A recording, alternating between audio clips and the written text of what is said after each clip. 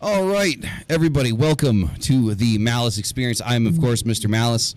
I'm joined, as always, by my co-host right there Mystic. down at the bottom where he likes to be, Mystic. You know, he likes to kind of hang out underneath me. It's all good. And we are joined today by a guest that goes by on social media by BikerVitch. We are going to call him Patrick, so he doesn't have to break out the fog machine.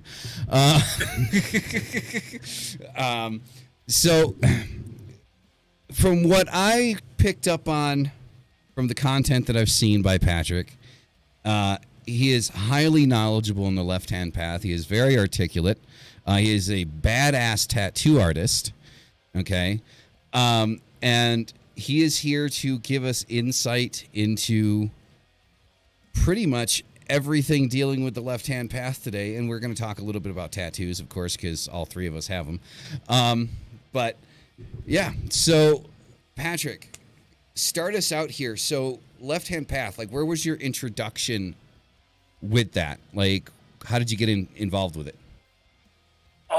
So I kind of guess I got interested in the left-hand path. Kind of not directly at first. I think I was always interested in darker things, being, horror movies and metal music and punk and that kind of stuff when I was younger, always into kind of countercultural things even from a young age. Growing up, my mother was a metalhead. I had an uncle that lived with me. He was into thrash metal, including like Slayer and stuff.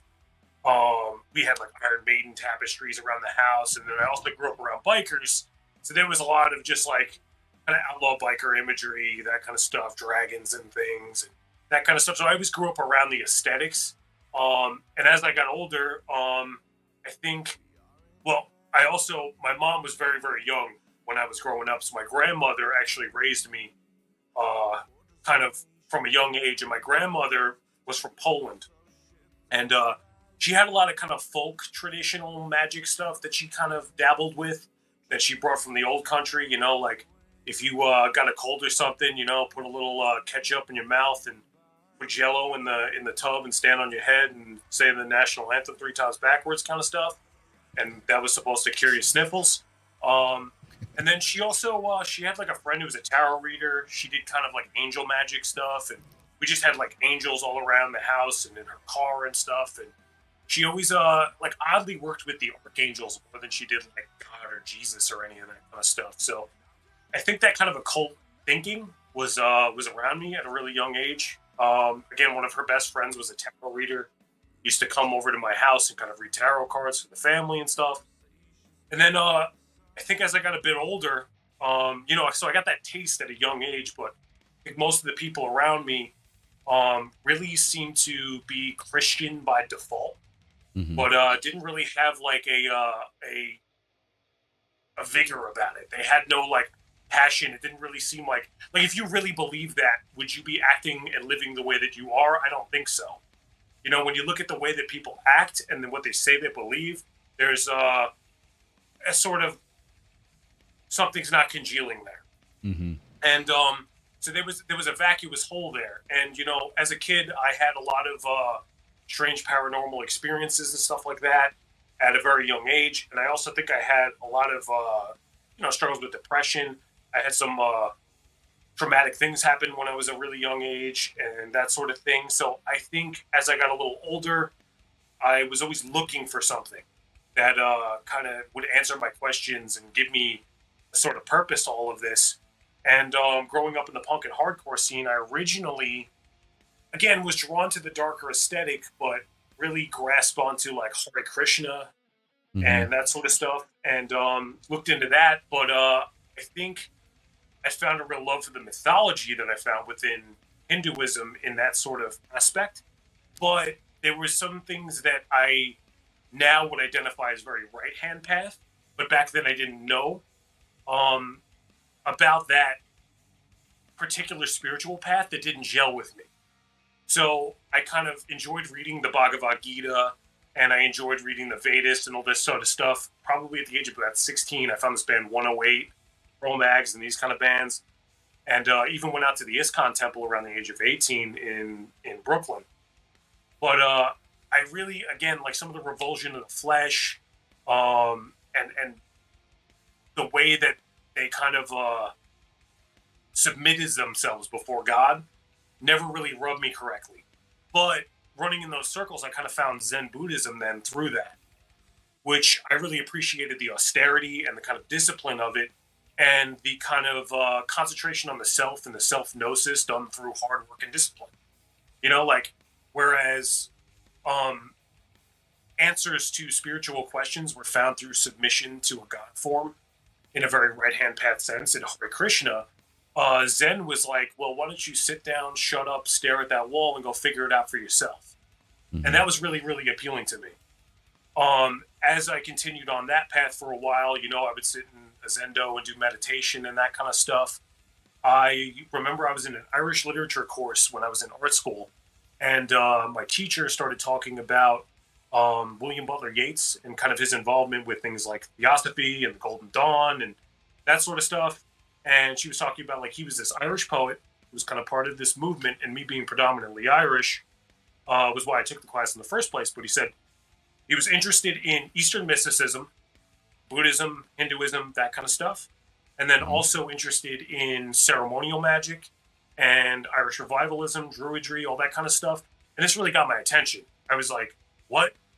You know, like, what are you talking about? Like European paganism, that kind of stuff? And I hadn't really known about any of this stuff up until that point. So I remember staying after class and asking the teacher, like, can you tell me more about this? Like, honestly, I don't know more. All I know is he was involved in this stuff. So I went down to the library and started figuring out what I could, and I quickly found Crowley. Mm-hmm. And kind of from there, I immediately realized, like, by researching Crowley, that there was stuff like the Typhonian Current with Kenneth Grant, overtly left-hand path. Then that kind of tied in H.P. Lovecraft, which I didn't realize that there was a spiritual component to that. But once you find Kenneth Grant and all that kind of stuff, you realize that there's this kind of, like, through cosmicism and, you know, even going towards, like, some of the cosmology I would find within, like, Chaos Gnosticism later relates to kind of that way of thinking that springs out of, like, H.P. Lovecraft. So I just started connecting dots and realizing, like, the reasons why certain things were relating to and getting me excited, but not clicking. And it was because I was always looking for this kind of left-hand path, Nietzschean sort of path that was about self-power rather than submitting yourself to a power outside of yourself. That's good. That was in depth. Yeah, sorry about that. It's just no. I don't.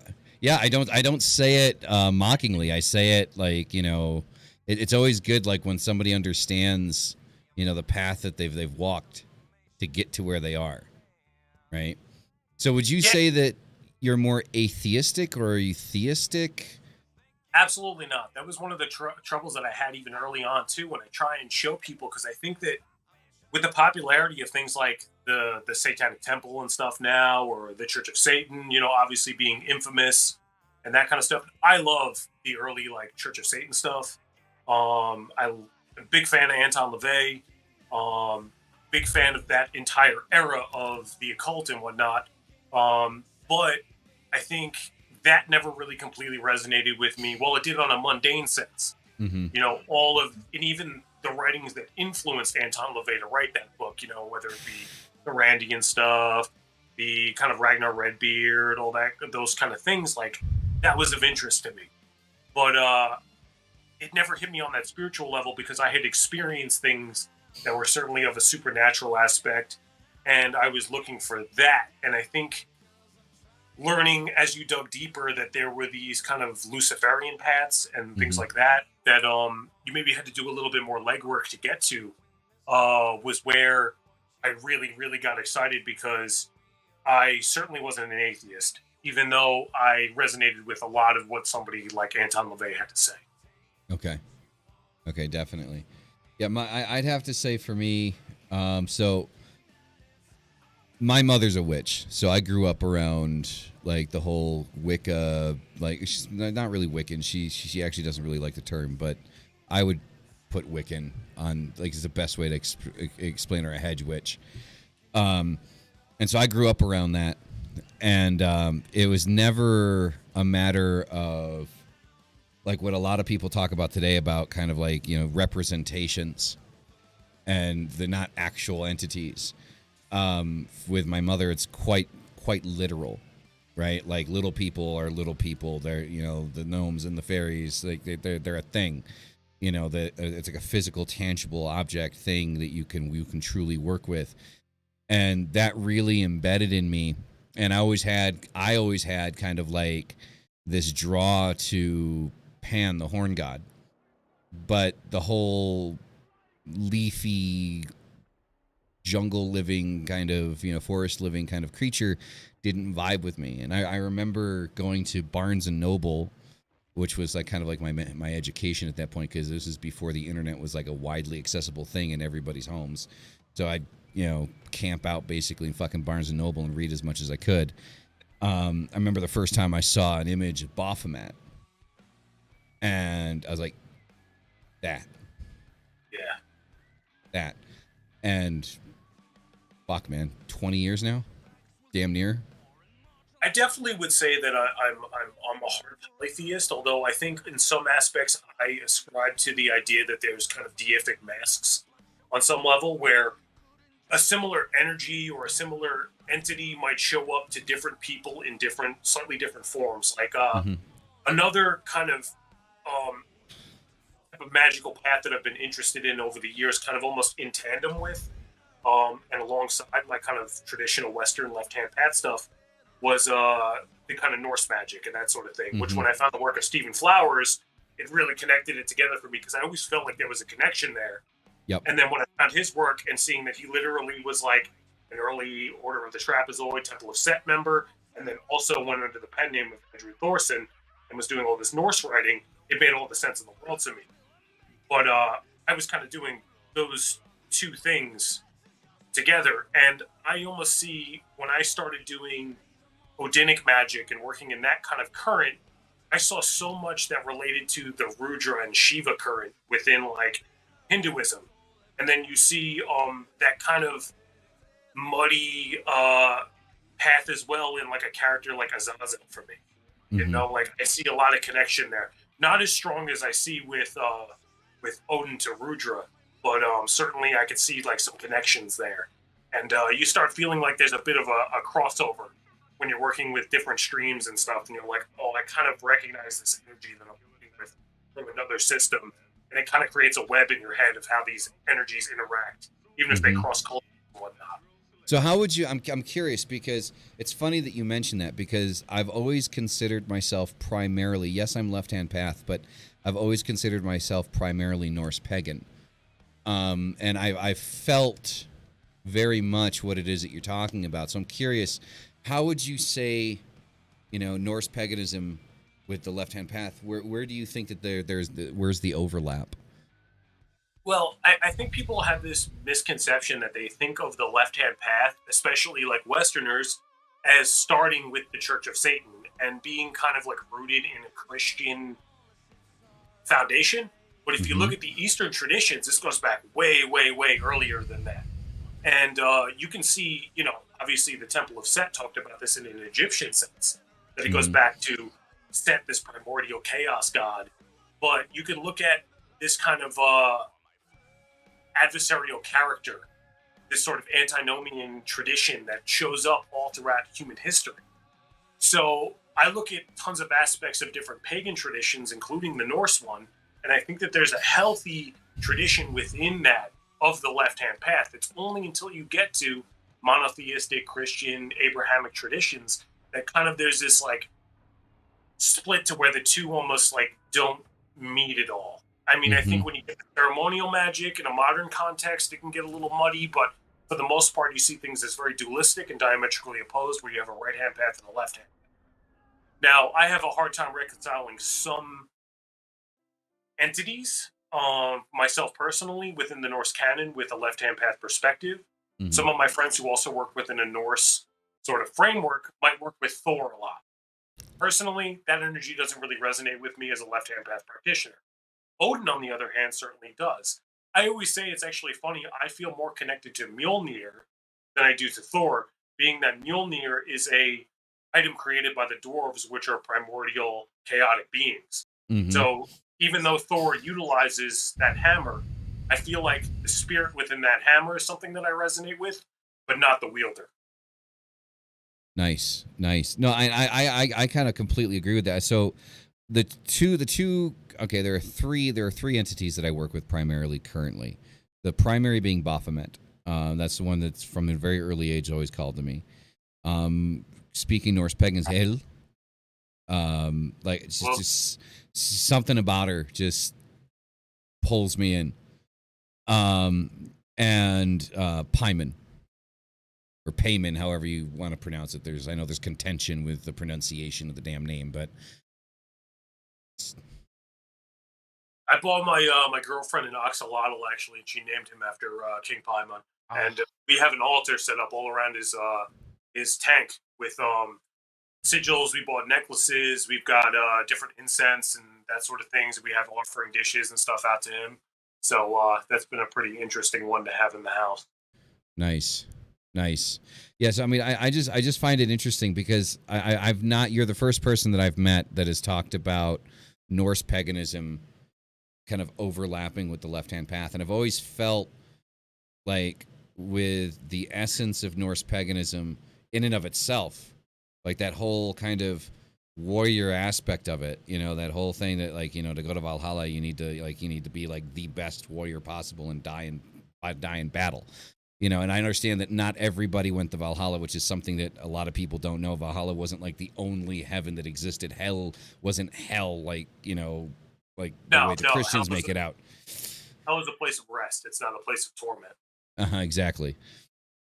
But I'm not sure if you're aware, but there's actually really two traditions, one of which I'm much more aware of within the left-hand path from a specifically Nordic perspective.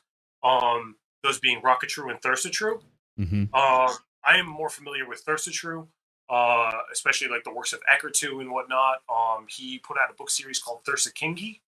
But there's this kind of opposition within the Thursatru community, whether or not Odin is a demiurge type of character who really fits into a left-hand path paradigm. I am very much a fan of Eckertu's work in the Thursakingi series, although it is very anti-Odin. There's another book called Mirka Thursablot.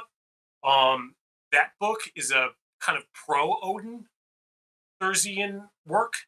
The reason being, again, that it's whether or not you see Odin as a traditional sort of demiurge character.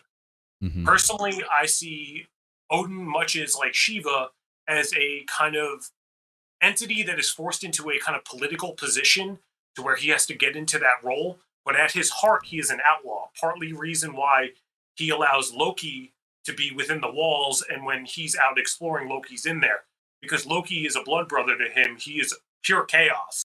And he honestly relates more to Loki than he does to this kind of highfalutin king sort of position that he's thrust upon into. So he has to take on that role, but he really doesn't want it. And I feel like, honestly, at Ragnarok, Odin knows that he's going to die by Fenris's hand, and I think he feels as if that's justice because he has denied that left-hand path chaotic aspect, that outlaw aspect of himself, and it is right for him to be sacrificed and ripped to pieces by a being that is fully that. Mm-hmm. And that new era comes in, and it's an era of order and of different values post-Odin dying in Ragnarok. But I think Odin, knowing what was going to come after Ragnarok, he didn't want to be a part of it because he knew that true outlaw aspect of himself, the part that exists out there and is closer to what Fenris represents, couldn't exist in a world that's going to keep moving further and further away from it, getting fortified against that chaotic aspect. Mm-hmm. So that's why I see Odin, and I don't mean Odin when he's sitting on the throne. I mean Odin when he's out in the woods. Mm-hmm. That's the Odin that I work with. It's like he's living a double life. He has to be president of a country, but he's also the president of a motorcycle club, and that's the one that I know. Mm-hmm. No, I definitely feel that vibe. Yeah, I mean, like I said, I'm going to reiterate the point. Like, I do find it like interesting because I think a lot of people would like to immediately kind of shut down anyone that's trying to kind of like find that crossover, like with anything really. And and another point that you made that I completely agree with, and is something that I've said so many fucking times on this show, about everything like in the left-hand path, especially Western, like you said, Western left-hand path, being so biased towards Judeo-Christian belief, that it's like people cannot separate the two. And yeah, seeing the left-hand path as more of a pagan tradition than a reactionary to Judeo-Christianity, I think is a big leap, and I think not enough people are willing to make that leap and see. And I think paganism as a whole has a knee-jerk reaction to allowing left-hand path practitioners in on their conversation, because almost from both sides you have that, oh well, Satanists are atheistic sort of. Pagans and other Satanists who may be of that atheistic bent keep insisting upon it. So basically saying that we don't have space within kind of that more pagan sphere, which is bullshit, of course. No, exactly. I mean, and it's just something that like you notice and you see so often. It's gotten to the point, and I mean, I know people are gonna not like me for saying this, but there's like I've seen something kind of on the rise, for a little while now, with people taking paganism and applying it to Christianity and being Christian pagans, and I don't know, call me like conservative with my magic and my paganism, but that is a bridge that I just don't think should be built. Well, to play the devil's advocate a little bit here, Okay. I think if you could look at modern day India, I mean, we have a lasting, unbroken pagan tradition there. There are many people within India today that embrace Jesus as a kind of incarnation along the line of Krishna, the Buddha, Jesus, and they actually take him into their pantheon. He might not be a major god, but they see him as a god of sorts, and you could build a practice around that. And I mean, personally, I think if you look at the Gnostic Jesus, there are some left-hand path aspects there for sure. I look at the man, I mean, like, he wasn't crucified because he claimed to be the son of God. He was crucified because he was a necromancer. He was a street magician, kind of like an Agori of sorts. I think that the character of Jesus that's pushed forth by the canon Bible and then the modern church is very different than the one that you see in like the Gospel of Thomas, the Gospel of Judas, all the kind of like lost scriptures that are kind of forbidden and not canon. You could also look, at a lot of the stories in there. You see Jesus doing things like smiting and killing people just over the fact that they basically like minorly angered him, and then he just brings them back to life and be like, "Fuck around and I'll do it again." You didn't fucking like that, did you? But that's like a vastly different Jesus. So like in my, like, if that's the Jesus you're working with, that could be very much a left-hand path. And I mean, who was more antinomian than claiming to be the son of God? I mean, maybe Jesus was somebody who was trying to tell us the path that like you could be born a man and ascend into godlyhood in the flesh. An extremely left-hand path idea. What's more left-hand path than that? True. I mean, I didn't necessarily. I don't. I guess I've never really kind of thought of it that way. If you see, for me, there's just something very primordial, very primal, with my sentiment towards the church and Christianity in general. And I cannot think of a single organization that I loathe and abhor more than the church, and their hypocritical ideology of love and peace to the world, when the only reason they exist and sit on the thrones that they do is for the amount of blood that they spilt in the path of growing that large. And it pisses me off when I think about it. Like, it just does. Like, I mean, I don't mind if you want to be barbaric and kill fucking people that disagree with you and go fucking ahead and do it, but own up to it. Yeah. Don't fucking try to cover up the sins of your past because you want to have a particular perception today. Well, again, it's the old adage that the victors write history, and it's like you could see time and time again that they were the victor and they got to write the history, you know. True. And people like like it doesn't even matter that there's a paper trail there. As much as they tried to cover it up, that you could follow all the times where it's like, you know, propaganda point here, propaganda point here, propaganda point here. But people, it's such a core belief that basically it can't be questioned. Everything goes back to, well, the Bible says, well, the Bible says, well, the Bible says. And it's like, if that's your end all be all, then the conversation's over. You can't even have a conversation with these people. Yeah, no. I mean, when it comes down to talking to people like that, I just fucking take a line from George Carlin. And it's like, if you find like, moral supremacy inside of the Bible, then I got, there's a few other stories, Little Red Riding Hood, the Three Little Pigs, there's some good stories with some moral backing to them. I appreciate having conversations with really fired up Christians and stuff like that, because again, like, I am interested in religions as a whole. It's just something that I've always found interesting, that kind of stuff. So I've read some stuff from the Gnostic Gospels. A lot of these people haven't. They don't even know the reasons why the Matthew, Mark, Luke, and John that makes up the modern Bible is the way it is. They don't know that that was basically established by like some religious leaders and a bunch of politicians during the Roman era. And then you talk about the fact that the historical and archaeological accuracy and dating of some of the Gnostic Gospels compared to the ones that make up the Bible, that the Book of Thomas is actually like much more reliable as a source because it's closer to the time when Jesus actually lived.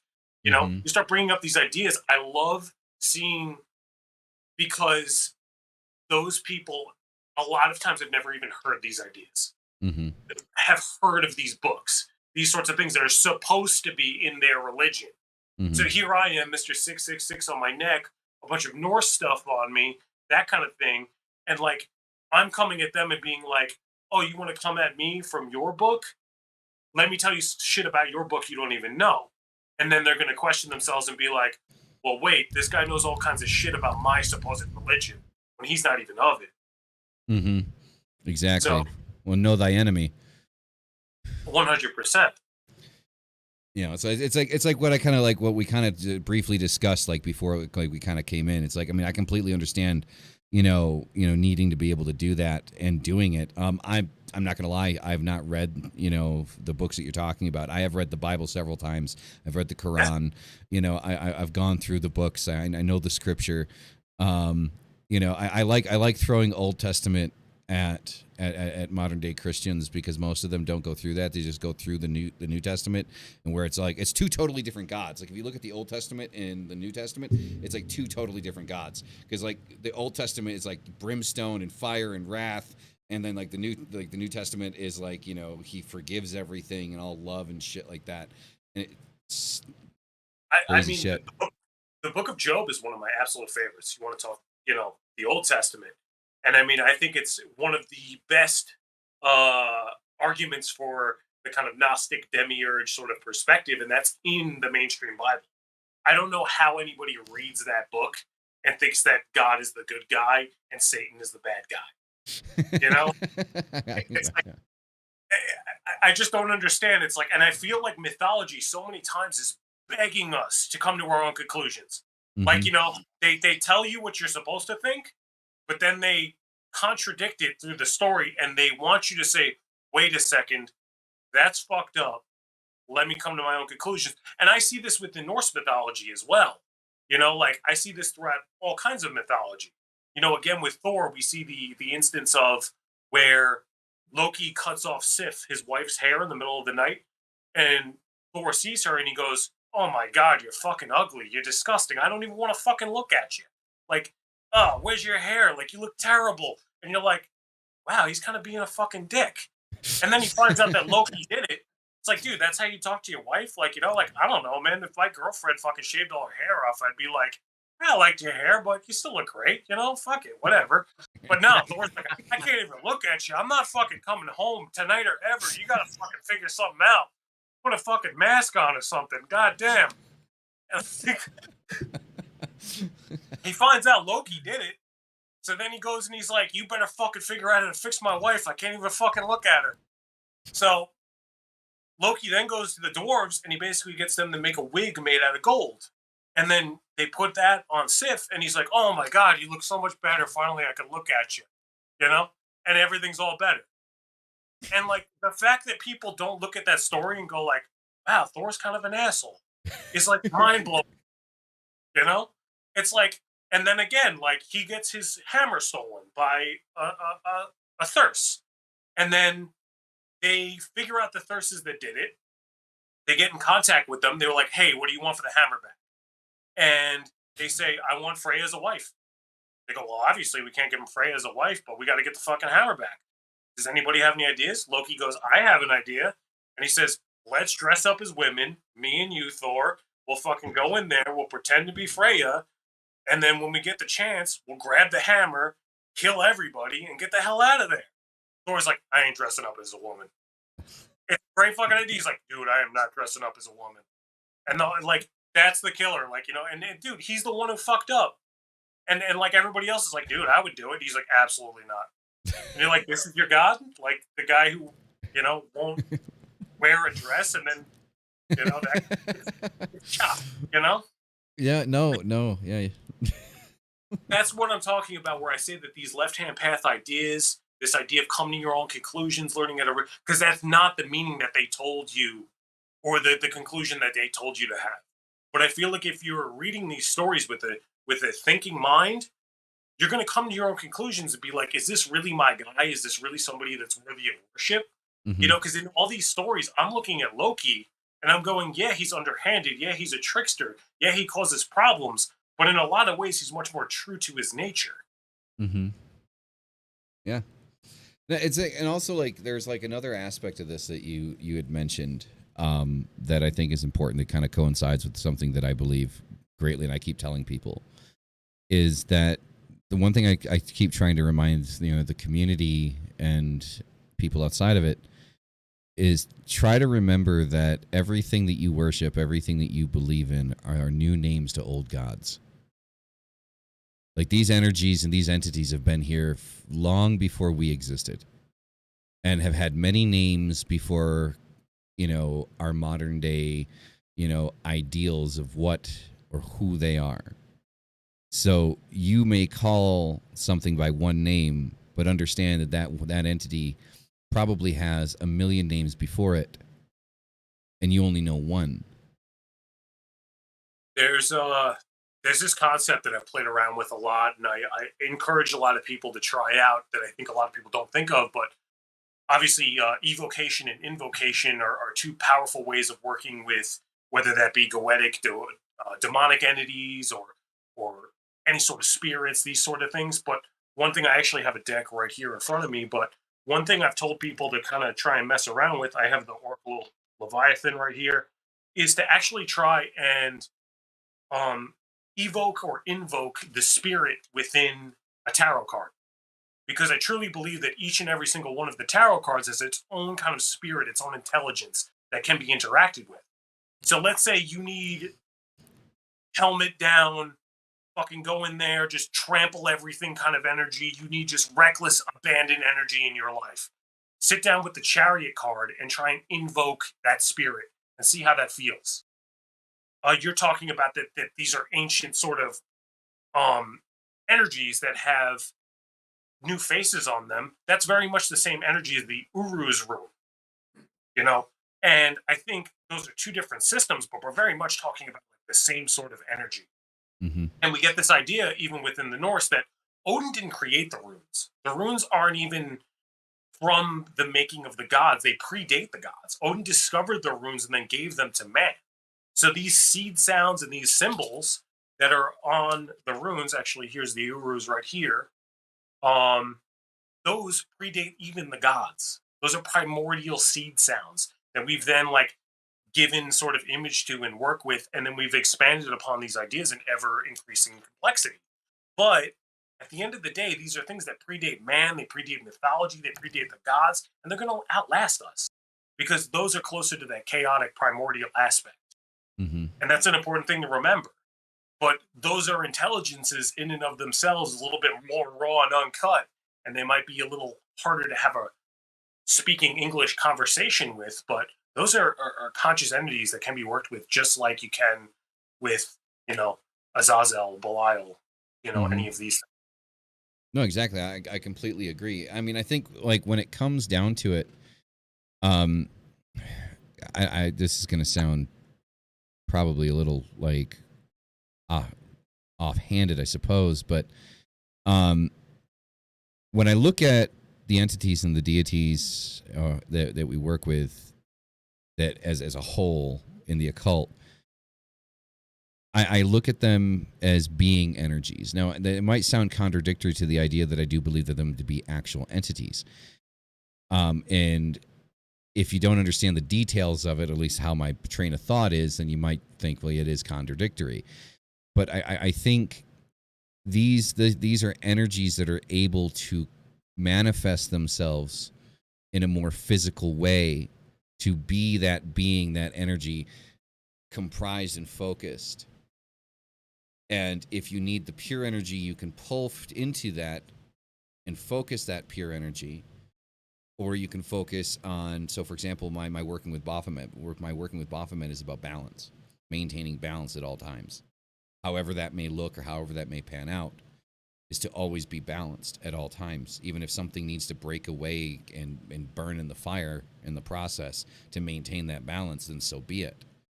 Pyman is for the creative aspect of it, to maintain that creative fire going, which would feed into, the I almost said trolls. They're not trolls. My brain is not working right now. The ones that made Thor's hammer. The dwarves. That's it. The word I couldn't grab the word, man. It's I think Pyman is more kind of into that creative energy. That very just raw creativity. And I think I associate the dwarves with that because they were able to create things that you wouldn't even begin to fathom creating. Well, that's the interesting thing about the Goetia too, is like that we've kind of lost a lot of these entities where they originally come from, but they Mm-hmm. are kind of like energies from conquered lands of Christians, local deities, these sorts of things that have all been kind of just like turned into demons.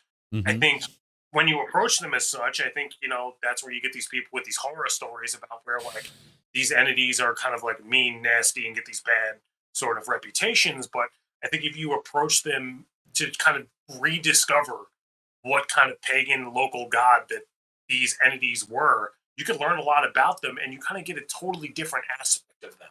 Mm-hmm. Now, I think some of them might not be the most pleasant entities in the world. I've told people before, like, imagine you went into a penitentiary. You could go from cell to cell to cell. And you might find some people in there that are actually genuinely nice people, really awesome, intelligent people. Who knows what they did in life, Because the court system that put them there is the demiurge of the Christian God Mm-hmm. in this so called penitentiary that I'm talking about. So who knows what the crime that they're in there for? You don't have that information. Now, you might hear from your other buddy that walks around the penitentiary that A, B, and C cells are pretty cool. But, you have all these other cells that you don't really know much about. And really, you have to go and see which entities sort of work well with you or Mm-hmm. suit your needs or like personalities you're going to mesh with. But there are certain ones in that book that like I don't think many magicians work with and we just don't know a lot about.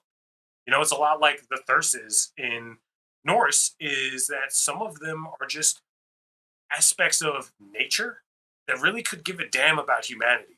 They're all powerful, there's plenty to learn from them, but it's like, do you really think about an ant when you're walking down the street when you're just squashing them? No, they're like the intelligent spirits of a tidal wave ripping through somewhere. Like, they don't think about what they're doing to you. You're so insignificant in the greater kind of scheme of things. And I think some of those entities might be more of that uncaring about human beings. But some of them might delight in actually getting to work with people. Well, only certain people, you know? Everybody's not for everybody, but I'm sure you can figure out something that works for you. No, exactly. And I think like reiterating the point here, like I mean, at least at the point that I want to make with that is the idea of trying to break away from that, that Judeo-Christian kind of concept, that ideology of like maintaining the Goetia, inside of the realm of, Christianity, that, that they're devils and demons, and understanding the true pagan nature, of these energies, these things that you want to work with. I think holding on to the energy that Catholicism and Christianity has enforced upon people is pushing us farther away from truly being able to connect to the brute force of these energies, because it's always keeping us at an arm's length. It's like I know it's here, I know it exists, and I'm dabbling with it, I'm moving with it, but I've got like that that anti-acid, that acid-proof glove, so I don't get burned in the process. That is Christianity, and you can't let go of that. And I think the sooner, as magicians, as occultists, as people of the left-hand path, I think the sooner we're able to let go of these Christian ideas, these Catholic ideas, and truly kind of look at these energies for what they actually are and work with them at full level, without having that horror story in the back of your mind that you're working with something evil. Because energy isn't good or evil, and I've always described the left-hand path as that. The left-hand path isn't good or evil. It's an understanding that both need to exist. The night isn't evil for taking away the light. The night has its own properties that are necessary for your survival. The wolf isn't evil for, killing the calf. It needs to eat to survive. Yeah. For as gory and disgusting as it may be, and as sad as it sounds, hearing the calf cry, being torn apart by the wolves, you understand that that is an aspect of the reality that we live in that is necessary for us to survive, all of us as living creatures. And so as soon as you start trying to you try to let go of this idea of good and evil outside of the morality of society, within your spiritual world, the sooner you'll be able to connect to energies on levels that you didn't think you could connect to. Because now you're not limited. Because spirituality, I don't believe, has the moral compass that society does. Like, the spirit world, it's not broken up into good and evil. Magic isn't good and evil, it's intention. And then it's our definition. Right? An example I give to that is, we know that, like, in the United States, like you say, in the law, you can't kill anybody. Killing somebody is wrong. It's bad. You can't kill anybody. But if somebody breaks into my house and they have a gun in their hand, they're leaving in a bag. And we understand that the circumstance and the intention wasn't, I didn't have the intention of killing this individual, but I didn't know what their intention was with me. The only thing I did was defend myself and maintain my survival, much like the wolf with the calf. So if you really break away from that stigma that Christianity and Catholicism has so hypocritically enforced upon society, you begin to realize that there's an entire range and plethora of energy that we haven't even begun to fucking tap into, because we're so restricted by our own minds and everything that had been pushed into our head. Yeah, and I mean, we could see that through, Anton LaVey talked about the ways that we were not in touch with our carnal natures and whatnot. And I think it's, it's funny because you feel like you're starting to see the world with the they live glasses on. And you realize that, like, a lot of what morality is just long held traditions of what happens to be sort of most convenient for us from our own human perspective. If you start looking at reality again, like the wolf and the lamb sort of thing, it's the slave versus master morality kind of argument that Nietzsche made. The sheep has its best interest at heart, so obviously it's going to make the wolf evil. To the wolf, it's not going to make itself evil. So it's all about what kind of suits the survival needs of that sort of entity, or what that organism is, or that society, or any of that. So, like, we're always, like, tainted with looking at things through this lens of, like, what is going to benefit me the most, and that's what makes up morality. And people make this, like, very high-minded sort of like virtue signaling about that, because you can get other people to go along with it because it suits them as well. Not that that's a really an issue. That's just part of being a human being, part of being an organism that needs certain resources and things to exist. But at the end of the day, though, you need to realize that it's just basically a bunch of preferences and things that like are self-serving that make up your morality. You Hmm. know, everybody's kind of subjective, and I think it's kind of a hard pill to swallow. You can go down a very like nihilistic sort of pathway with that sort of thinking. It's that's you see the kind of typical meme of like somebody who I realize life has no meaning, and there's the depressed person, and then the I realize life has no meaning, and that person's jubilant over the same exact revelation. Hmm. You know, because there's a liberating aspect to that. When you realize that like morality and these sorts of things that we hold to be concrete isn't concrete, all of a sudden that could either be liberating or a super depressing thing. And we kind of have a choice, a very existentialist choice, to kind of embrace the absurd, as Albert Camus would put it, and decide what we're going to do with that information. Hmm. We could either take the nihilistic path, or we could take the kind of existentialist, absurdist, overman path of evolution, and basically like realize that we have the power to then manipulate and use that to our advantage. And in a lot of ways, like we're fearing these things that we have no use to fear anymore. Yeah, I think energies have a particular time and place in life. I have, maybe two particular goetic sort of entities that I work with and have been working with for years. I have felt other entities trying to basically like tap at my door over and over and over again through certain like coincidences, little messages, things. And I'm like, I am not ready to open up that particular doorway Hmm. because like my life is just not in that place right now. Yep. So sometimes you have to make that call. And I'm not making a judgment on that entity. I'm sure that there's people out there that need that right now.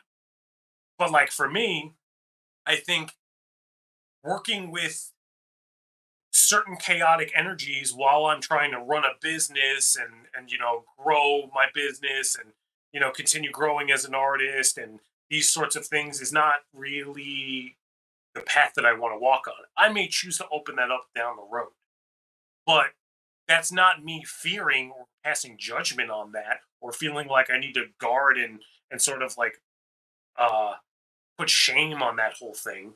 You know, it's just that it's not the right time for me. That's not the right tool for the job that I'm doing right now. And that's the way that I see it. All of these things are tools. Hmm.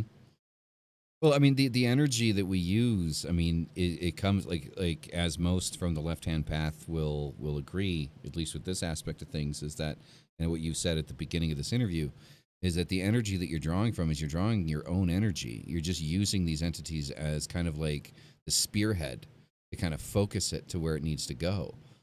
You know. It's something that I've actually one of the most powerful aspects of working with the kind of goetic entities and whatnot for me has actually been in an invocation sort of setting. Hmm. And I that's where I kind of think of when you say that it comes from within, because that's true, but to some extent, like for me, when I started working as a tattoo artist, I remember I first started working with kind of Azazel, Uh-huh. and that was an entity that for me made sense to start working with, and I had a lot of things kind of pointing me in that direction because I saw this as a fallen angel. That's crime that he was apparently exiled for was giving humanity knowledge of makeup, Hmm. cosmetics, and bladed weapons of war, and basically metalworking. For me, being a tattoo artist, that's kind of the world of cosmetics and metals coming into one. Hmm. So I'm like, that would be a perfect patron deity for tattooing. So I kind of decided that I was going to start working with this entity specifically for the ability to kind of grow and come into myself as a tattoo artist back when I was even an apprentice. And quickly, I found myself being put in situations where I was feeling over my head, but I had to rise to the occasion. And almost immediately, it was like dumping gasoline on my entire situation. And it made me adapt very quickly, which was super painful. I had people removed from my life. meaning that like friends would say something fucking crazy. Somebody who was toxic in my life that I kind of couldn't sever ties with, they would do something fucking nuts where they were a time waster. And all of a sudden it seemed like they were possessed and they would say something that was like irredeemable to me. And all of a sudden that person's out of my life. And now I have all this free time to work on my art because that person's not draining me of my energy anymore. And the whole situation would seem weird. It would be like, why would he say something like that? Like, that's so like, nobody would ever say that. But it like, almost like they couldn't help themselves but say how they really felt. And that gave me the perfect sort of catalyst to cut them off. Then, a girlfriend would leave. Situations would just change. And it made it so that my life was centered around art and being an artist and tattooing. And it was really, really uncomfortable. So for me, invoking that sort of energy and putting it within myself, it was like ingesting a poison that I then had to like, whatever gap there was between me and what I was trying to become, I needed to basically close that gap as soon as possible and basically deal with whatever pain was going to happen, growing pains in that kind of interim. And that's part of the reason why I'm kind of apprehensive about opening up new gates and whatnot, because am I really willing to go through another period of where I'm going to have like a shamanic ayahuasca treatment via demon ingesting and, vomit my guts up to become this next aspect of myself that I need to become that energy. Again, like I work with two pretty much. I kind of dabble with a third. I'm fine with that. I always find it funny when I come across people who are into demonology and goetic magic who work with dozens of demons. I'm like, how do you have time? How do you like stay sane? Like we actually have we actually have a term that we came up with here on the show. Could have worn the shirt. Yep, and Mystic actually has the shirt. There's a shirt on the store for it. We call it Goetia-mon. Gotta catch them all. Yeah, man. And I worked with just as far as goetic magic goes, I worked with just Azazel for like 6 years. 6 years of just that. And then at about the 6-year mark, I kind of felt Belial tapping at the door, and I opened that one up, and my life got turned upside down again. Bad. Like real bad. Again, breaking up with girlfriends, losing a house, cars getting fucking blown up, and I opened my own tattoo shop a couple months later. Who the fuck did you? Who did you piss off and blow up a car?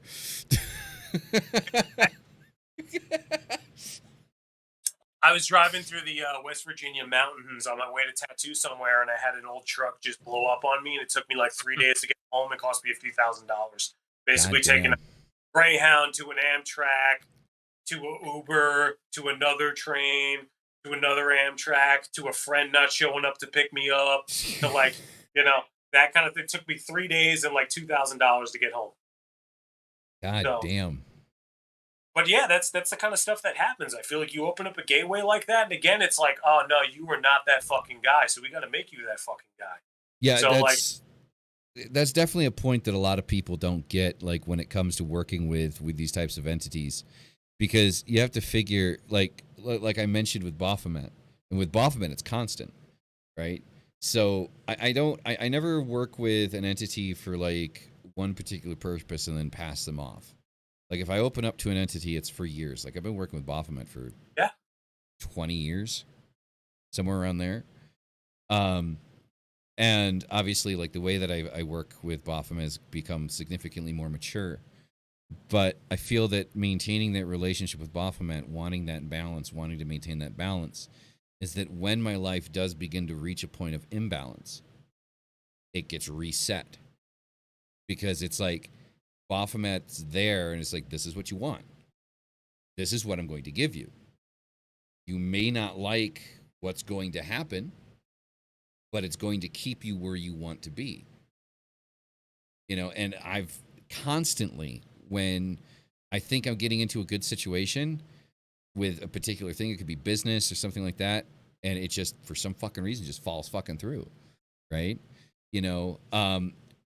Recently, for example, I have been sitting here wanting to get more into this. I'm writing a book, I'm making a documentary about cults, You know, the podcast, all the stuff, and I've been wanting to dedicate more time to this and make it, feasible as like, economically. But I've not been able to, let go of my job, right? Like my day job, which is I'm an English teacher. That's my day job. Go fucking figure. That's cool. The school that I work for, I'm an online English teacher. The school I work for is in the Ukraine. Interesting. Jeez. And needless to say, the school that I work for being in the Ukraine, the current situation in the Ukraine, It's complicated. My classes right now are almost zilch. Jeez. But that gives me enough free time to really focus on the things that I'm trying to focus on. I'm realizing that I'm going double time. On a lot of the things I've been holding off, I didn't have time for, I was too tired for. Like I'm diving. And I credit that to that balance. Like, this is what you want. You're not balanced right now. Like, you're focusing on this and all your energy is trying to go into this, but you don't have the energy to go into that because you're putting it over here. But guess what? Now you can take that energy and put it over here where you need to put it. Shifting the weight a little bit to make room. Exactly. And again, it's a situation where when this shit goes down, it's always something scary. It's never something where you're like, I can deal with that. No, it's always like, shit. Is this going to be it? Like, am I going to get I'm going to get evicted? Like, what's going to happen because of this? And it's kind of falls on you to figure out how to balance that part of it. And people don't understand that working in the left-hand path in general, that's what it's about. It's about becoming who you truly want to be, the best version of yourself through what it is that you want to do. I've always called Christianity and Catholicism the lazy man's religion. Because you sit there and you pray and you pray and you pray, but you put no foot down to move forward. You stay on your knees. No success has ever been gained in the history of mankind on your knees. I think a lot of people don't realize, too, that in the original kind of tantric concept of the left-hand path, and, my tattoo shop is called Vamachara for this reason, that very much like the right-hand path is considered within Tantra to be the path of causing change and enlightenment and advancement spiritually over a long period of time, usually spanning several reincarnations. The left-hand path is considered the much more aggressive and sort of like extreme path, but it's supposed to give you the ability to achieve enlightenment and cessation of suffering and basically like spiritual attainment in a single lifetime. So you have to use way more extreme ways to get there. Mm-hmm. It makes perfect sense. Like, yeah. shit needs to get mixed up. You need to shake the bag a few times. And it's all about breaking away the shit that's holding you back. Mm-hmm. If where you're like these entities. So one thing I found, like when you do dedication, not just ritual work, but dedication to an entity. Mm-hmm. One of the things that I've always moved away from, and I moved away from very quickly at a young age, was asking for shit. I don't ask for anything. What I do, like one of the reasons why I don't record my rituals and I don't upload them like many other people in the left-hand path do in online communities, is because my rituals are of no use to anyone the way that I do things. Because it's so outside of what people would traditionally want to be working with or doing. There are many other practitioners that are by far more experienced and do content that is much more specific to that side of things. But for me, it is listening. Like when I light those candles and I light that incense and I put myself in front of my altar, here, in front of Baphomet, I say nothing. I listen. And it can take 10 minutes. It could take 3 hours. It could take several days. I mean, obviously not several days actually being there in front of it, but several, ritual cycles to actually get what it is that I need. And I think people are so obsessed with this shit that they can't look past these books. Like, there's knowledge here. There's something to learn. I'm not saying don't read them. But there comes a point where this can only give you so much. And the way that I look at it, if I want to work spiritually, if I want to learn from my deities, if I want to learn from the entities that I'm working for, why in the fuck am I going to listen to the words of man? Especially when you could talk to them yourself. Exactly. You give me 1 second, dude? Yep. I'll be back in one. Yeah, no problem. So, Mystic, you all right over there? Yeah, I'm good. Keep checking my dog and typing in chat. So I'm actually just enjoying the conversation, and I am not going to interrupt the flow when it's going back like that. It's great. You liking it? Oh yeah, absolutely.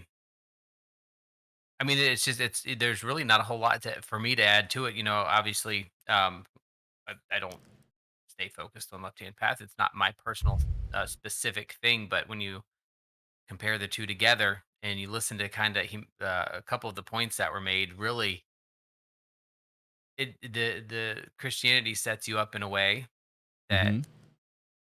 takes your ability to think for yourself and be responsible for yourself away from you. Mm-hmm. And what almost every pagan group I have met, barring the idiots and people that aren't seeing clearly, um, gives that back to you, that control back to you, that understanding back to you. But many people, especially new into the whatever version or branch of paganism it is, they're afraid to take that step out into something, you know. And because I was raised Southern Baptist, and you don't think for yourself, you don't make decisions for yourself. It's in God's hands. You pray to God. God will fix the everything that's bad in your life, versus you going out and fixing it yourself. And that mentality is, well, damn, just about everybody I've ever met along the way at certain points in my life, you know. Putting So it when in you, God's hands?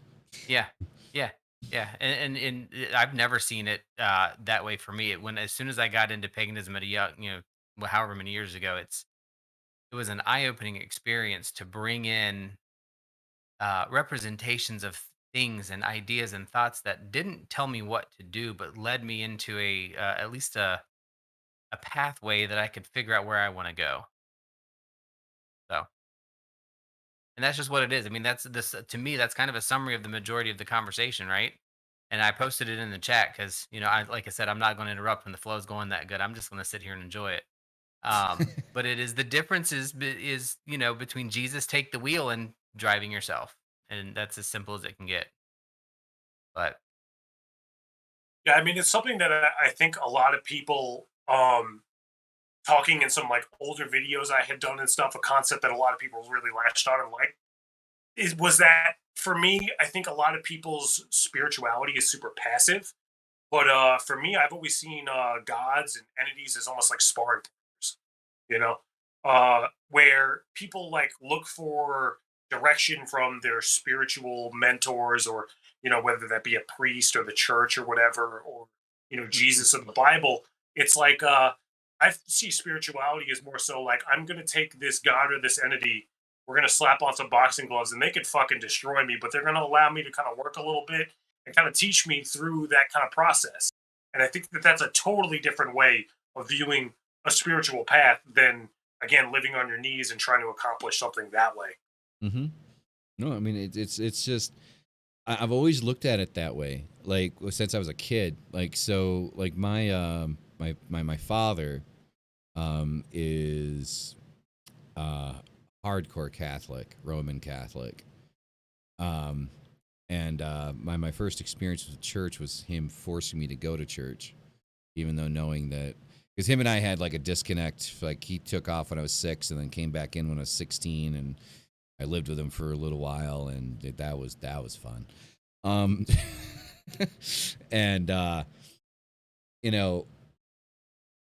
it was an experience. I'm glad that I had it, You know, I'm glad that I did go through it for as much as like the rebellious, you know, fucking edgelord that I was at 16, you know, hated it. You know, looking at it in retrospect, I'm very happy that I had that experience, not because I felt that, you know, it gave me some type of enlightenment into myself, but rather an enlightenment and enforcement as to why I fucking hate the religion so much. Um, you know, you know, and my biological father being, you know, homophobic, racist, you know, all of this shit, and thinking that it's all sanctioned by God, you know, didn't help his case at all. So it was just one of those things that sitting there and I listened, I paid attention. Like I listened to what the priest said, but I could find every single contradiction. And to ever mention the contradiction was blasphemy, was to guarantee only going to hell. And so having that experience, I look at the religion. I mean, fuck, just recently, maybe about 6 months ago, this is probably the third time I've mentioned this on the show. I think it was in France. They had a shelter for children that were deaf and blind. They couldn't take care of themselves. They didn't have parents. Because this is like post World War II is when it was set up by the church. And over the course of something like 50 or 70 years, I think it's 50 years, over the course of 50 years, 300,000 children were abused by 3,000 priests. These are children that didn't have a voice. Some of them literally didn't have a voice. They couldn't identify, you know, their attackers. And what did the church do the entire time until it was made public like 6 months ago? They denied it. They swept it under the rug until it got to the point where, well, they couldn't hide it anymore because they had video evidence of one of the priests on his deathbed laughing about it. Yep. Like it was a fucking joke. Yeah, and all their internal investigations. We looked into ourselves and we determined we did nothing wrong. Uh-huh. Yeah. Exactly, because, and especially like when you get into Roman Catholic, because if you think about, I mean, the Vatican's its own country. Forget about city. Okay, the Vatican's its own fucking country inside of a city. Like so Roman law, like the law of Rome in Italy, does not apply to the Vatican. It is completely like a completely segregated entity.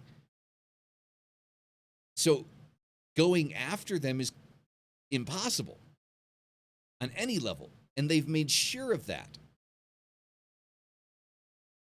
It's corrupt to the core. You know, and I'm just like, every time like I have a conversation with somebody that seems like a decent individual, like we have a member in the community that's he specifically says that he is Eastern Christian, not Western Christian. He doesn't believe in Western Christianity, but Eastern Christianity, which is more kind of Orthodox, right? So more kind of, yeah, so more like Russian Orthodox kind of like, but it wasn't Russian Orthodox specifically, but that's the best example that I have. I feel involved in the kind of like Norse pagan community, you run across a lot of these guys that are a bit more on that Orthodox kind of bent.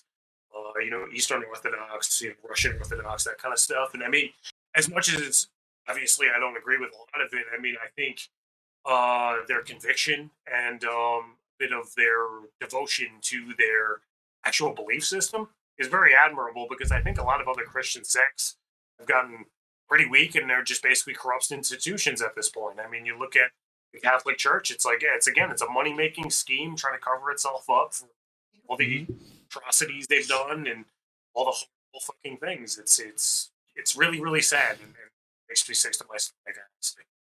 Well, yeah. Well, apparently, so in a lot of situations, so a lot of people bring up this question. I did a lot of research, and it was a bitch to find this, and I will leave and when we're done with this video, I'll throw the links for it in the description so you guys can read it yourselves where I got this from.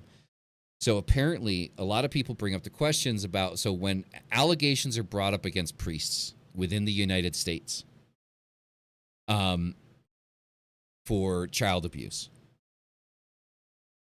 People keep asking the questions, even myself, well, how is it that the church moves them so quickly that they can't get arrested?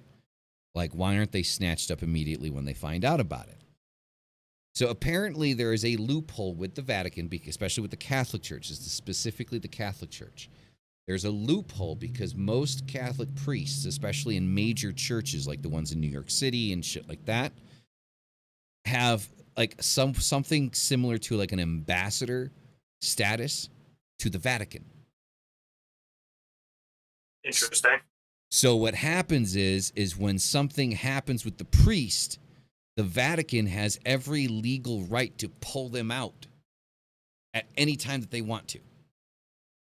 And because of their status, the U.S. legal system can't touch them, which is why you never see the U.S. legal system pursue them, because they can't. Jeez. That's pretty wild, man. I'm interested to read that as well. So I'll definitely be looking for that when everything's posted too. I would like to read up on that. That's pretty fucking heinous. Yeah, it is. Yeah, essentially diplomatic immunity, Evolge. Yeah, it's essentially what they have.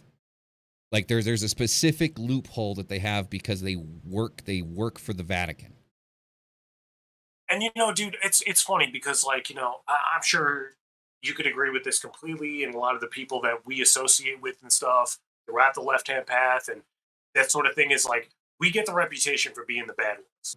Mm-hmm. And the funny thing is like, you don't see these huge sort of media reports on, that actually have any roots in reality of left-hand path practitioners like doing these demonstrable things. You don't see that. Like systematic, demonstrable corruption.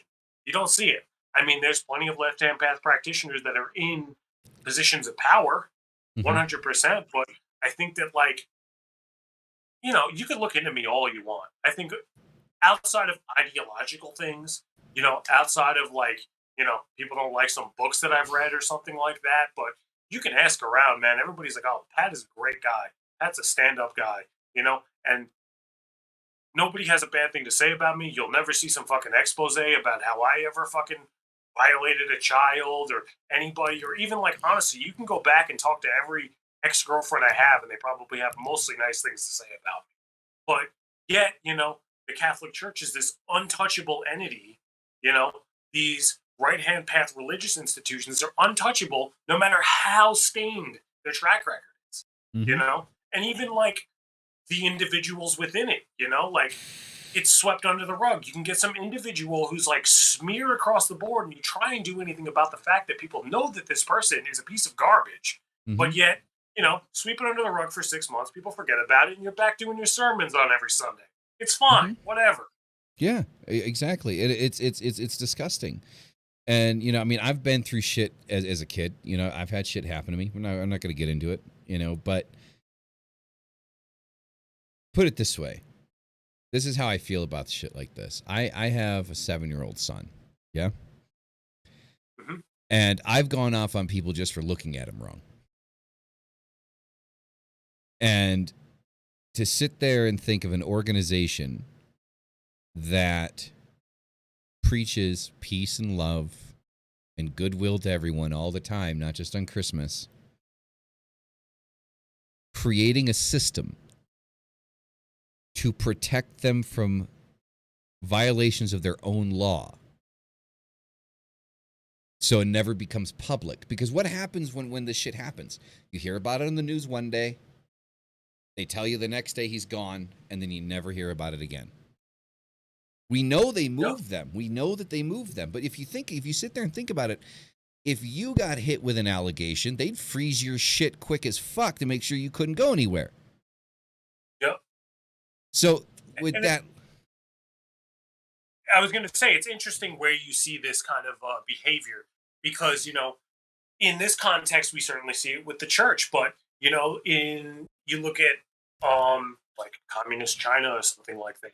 You essentially have like no state religion, but you have the Communist Party. So you get similar allegations coming out about somebody who's involved with the Communist Party, which is the kind of de facto religion of that society. and those people are treated the same way. Essentially, because you're of the right think and you're in the right group, you can do no wrong, and they'll protect you to the death. It doesn't actually matter whether or not you're a good person. You basically are a tool of the right opinions, the right thoughts, the right patterns. So therefore, like, you will be utilized and rewarded for that fact, and basically, like, your sins are forgiven because you were of the right think party. And that is one thing I've always loved about the left-hand path and paganism in general, especially the left-hand path. I'm not going to be friends with you because you're into the shit that I'm into. I'm going to be friends with you because you're a good fucking person. If you're a piece of shit, you're a piece of shit, and I'm not going to fucking talk to you. Your actions dictate whether or not I associate with you. 100%. The content of your fucking character. I don't give a shit what you believe. Right? And the problem is with these organizations, it's all about, are you thinking the right way? Right? Are you following the right path? Do you fall in line with the things that we're saying? If you don't, we don't want anything to do with you. It doesn't matter how good you are. You could be 10,000 times better than the perceived goodness of Mother Teresa. Key word there is perceived goodness. That's another topic for another day. But doesn't matter because you're not in line. You're not in line with what it is that they want you. You're not perpetrating or the perpetual pendulum isn't continuing with you. You're not reading off the prompter they gave you. Exactly. And you get shut down, you get kicked out, and you get demonized. The left-hand path, again, has never been about good or evil. We're not evil. And that's the first thing everybody needs to let go of. Like, everybody in the chat, that's the first thing every single one of you need to let go of, is that idea that this is like a war of good and evil. If your end-all be-all is the Bible and Abrahamic thinking, certainly many things within the left-hand path fall within evil by your definition. If you don't have that as your basis, that entire thing falls apart. It's literally built into the Bible that, like, pursuit of knowledge, this idea that there's certain knowledge that's supposed to be for the gods and the angels and this sort of thing, that this pursuit of your own understanding and of celebrating your own uniqueness, your own power, pursuing that power, seeking to individuate from the herd, all these sorts of things, it's written into the Christian mythology that those things are necessarily evil. Now, me trying to be a unique person or you getting a septum piercing and a lip piercing, is that evil to most people? No, not at all. But it individuates you from the herd, which for a herd religion is kind of evil in and of itself. So that's the problem too, is like people are bending the religion so much to try and fit this like modern knowledge that we have. And it's watering down the religion. It's like, it's supposed to be cast in stone. Like Christianity literally says that it's supposed to be this unchangeable thing. But we keep saying like, oh, but what they actually meant, and that changes every 100, 150 years. What they actually meant, no, you just got it all wrong. And they keep changing it, so that's why I almost say I respect more, even though our goals don't align and we probably would bump heads, the more orthodox people, because their zealotry makes them convicted in their belief system. If it's, what the difference between radical Islam and modern Christians are? A couple 100 years. That's what it is. They're just a few 100 years behind you. Christians used to act the same damn way. They used to actually believe in something. Now it's just basically like, how can I mold Christianity to be convenient with my consumer society, worshiping the Kardashians and, not feeling good about the choices that I make in life? Exactly. How can I make it as comfortable in my life decisions as possible? Yeah, well, even like there was another thing. I think this was one of your TikToks that I'm going to mention here. I think it is. I'm not sure. It might not be. But there was somebody that I saw that did kind of like a comparison. Like, even if you do look at the Bible, if you really, really look at the details of like the interactions of God and Satan with certain characters in the Bible, right? The snake telling Eve to eat the fruit. It's knowledge. It wasn't to disobey. It was to learn. You know, then there was which one was the dude that was going to kill his son because God told him to? Who the fuck was that? Oh, slipping up. I talked about Azazel earlier, that the reason why, I mean, he was obviously part of the Watchers, but I mean, his specific reason that he was kicked out was for giving human women the knowledge of cosmetology, makeup, and then giving humanity metalworking, which led them to making bladed weapons and armor, and also knowledge. Then another one that I work with is Malice. He was called the yokeless one because he refused to work for the shepherd. He only would work for his own ends. Basically, like, he refused to be used as a tool for somebody else. And basically, like, was willing to illuminate man to the fact that he too could be a tool for himself and ascend to his own divinity. Yeah. And no, obviously, for the demiurge. Yeah. So it's Abraham. So God told Abraham to sacrifice his son. And the devil again shows up as a serpent and says, hey, don't kill your kid, man. Like it's kind of fucked up. Don't kill your kid. And so the way that the Bible twists that is to say that, again, you know, Satan was trying to tempt Abraham to, you know, disobey God. But if you sit there and you think about it, what kind of fucking egomaniac do you have to be to tell somebody to kill their own fucking kid? Yep. Like, so who's the bad guy? Back to the book of Job, you know, it's God constantly torturing Job, you know, taking away, killing off his family, rotting his crops, killing his livestock, covering the dude in boils, like just making his life as miserable as possible because he's trying to push him to basically question God. And then when he does, he comes down, he goes, how fucking dare you ever question a goddamn thing I do? Like, my entire existence is more than you could ever fathom, you little fucking peon rat. Like, ant below my freaking toes. Like, you don't know nothing about anything, you weakling, like this and that. And he bows before him and goes, I'm so sorry I ever questioned you, this and that, you know. And the funniest part is he, like, then gives him a new family, you know, because he killed his old family. He's like, I'll just give him a new one.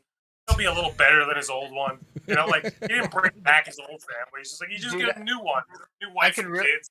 I could really have used you as a Bible study teacher back when I was young, because I think I would have gotten it a little differently back then. I love it. So, but I mean, that's kind of the thing. Like, I look at those stories and I look, who's actually the bad guy? Like, God telling Abraham to kill his own fucking kid because just, you know, like they say in Spanish, por los huevos, like, because he fucking can, you know, or, you know, or here's an apple, don't eat it. This will give you knowledge. Don't ever try to learn exactly. anything. Or Satan coming in and saying, hey man, don't kill your kid, man. It's just, that's your kid. Like, I'm sorry. Like, I think Satan's the good guy here. Like, like, you know, and it's just, there's so much shit. And then, like, what we talked about earlier before we started the show, this all kind of leads up to, like, kind of like the main kind of like point. And that main point being is what a lot of people don't realize. Like, we like to sit here and we like to joke about it, right? We like to joke about the Bible. We like to joke about the ridiculousness of it. And it's all in good fun. And, I mean, the community knows. The community knows, like I say this constantly. This is why I've made content on it. There are people that exist right now that are preaching to tens of thousands of people to kill us. Not in a spiritual sense. Like, fucking, you know, wrath of God, fucking brimstone type shit, you know, gnashing of teeth, you know, fucking revelations to kill all witches, that we are a plague to be purged from the planet. That we, like, our humanity has been stripped away from us. We are not human beings to these people. We are entities to be wiped off the face of the planet. And while we're sitting here squabbling between ourselves, trying to figure out who's going to lead this group and who's going to lead that group, and, you know, who knows more, who's read more books, who you know, who's the king of Goeshaman, you know, while we're sitting here fucking bullshitting on this stupid shit, there are people out there literally plotting how to wipe us off the fucking planet. And the fact of the matter is, we need, I know, guys, I know you guys, I'm a broken record, but we need to come together on this. Okay?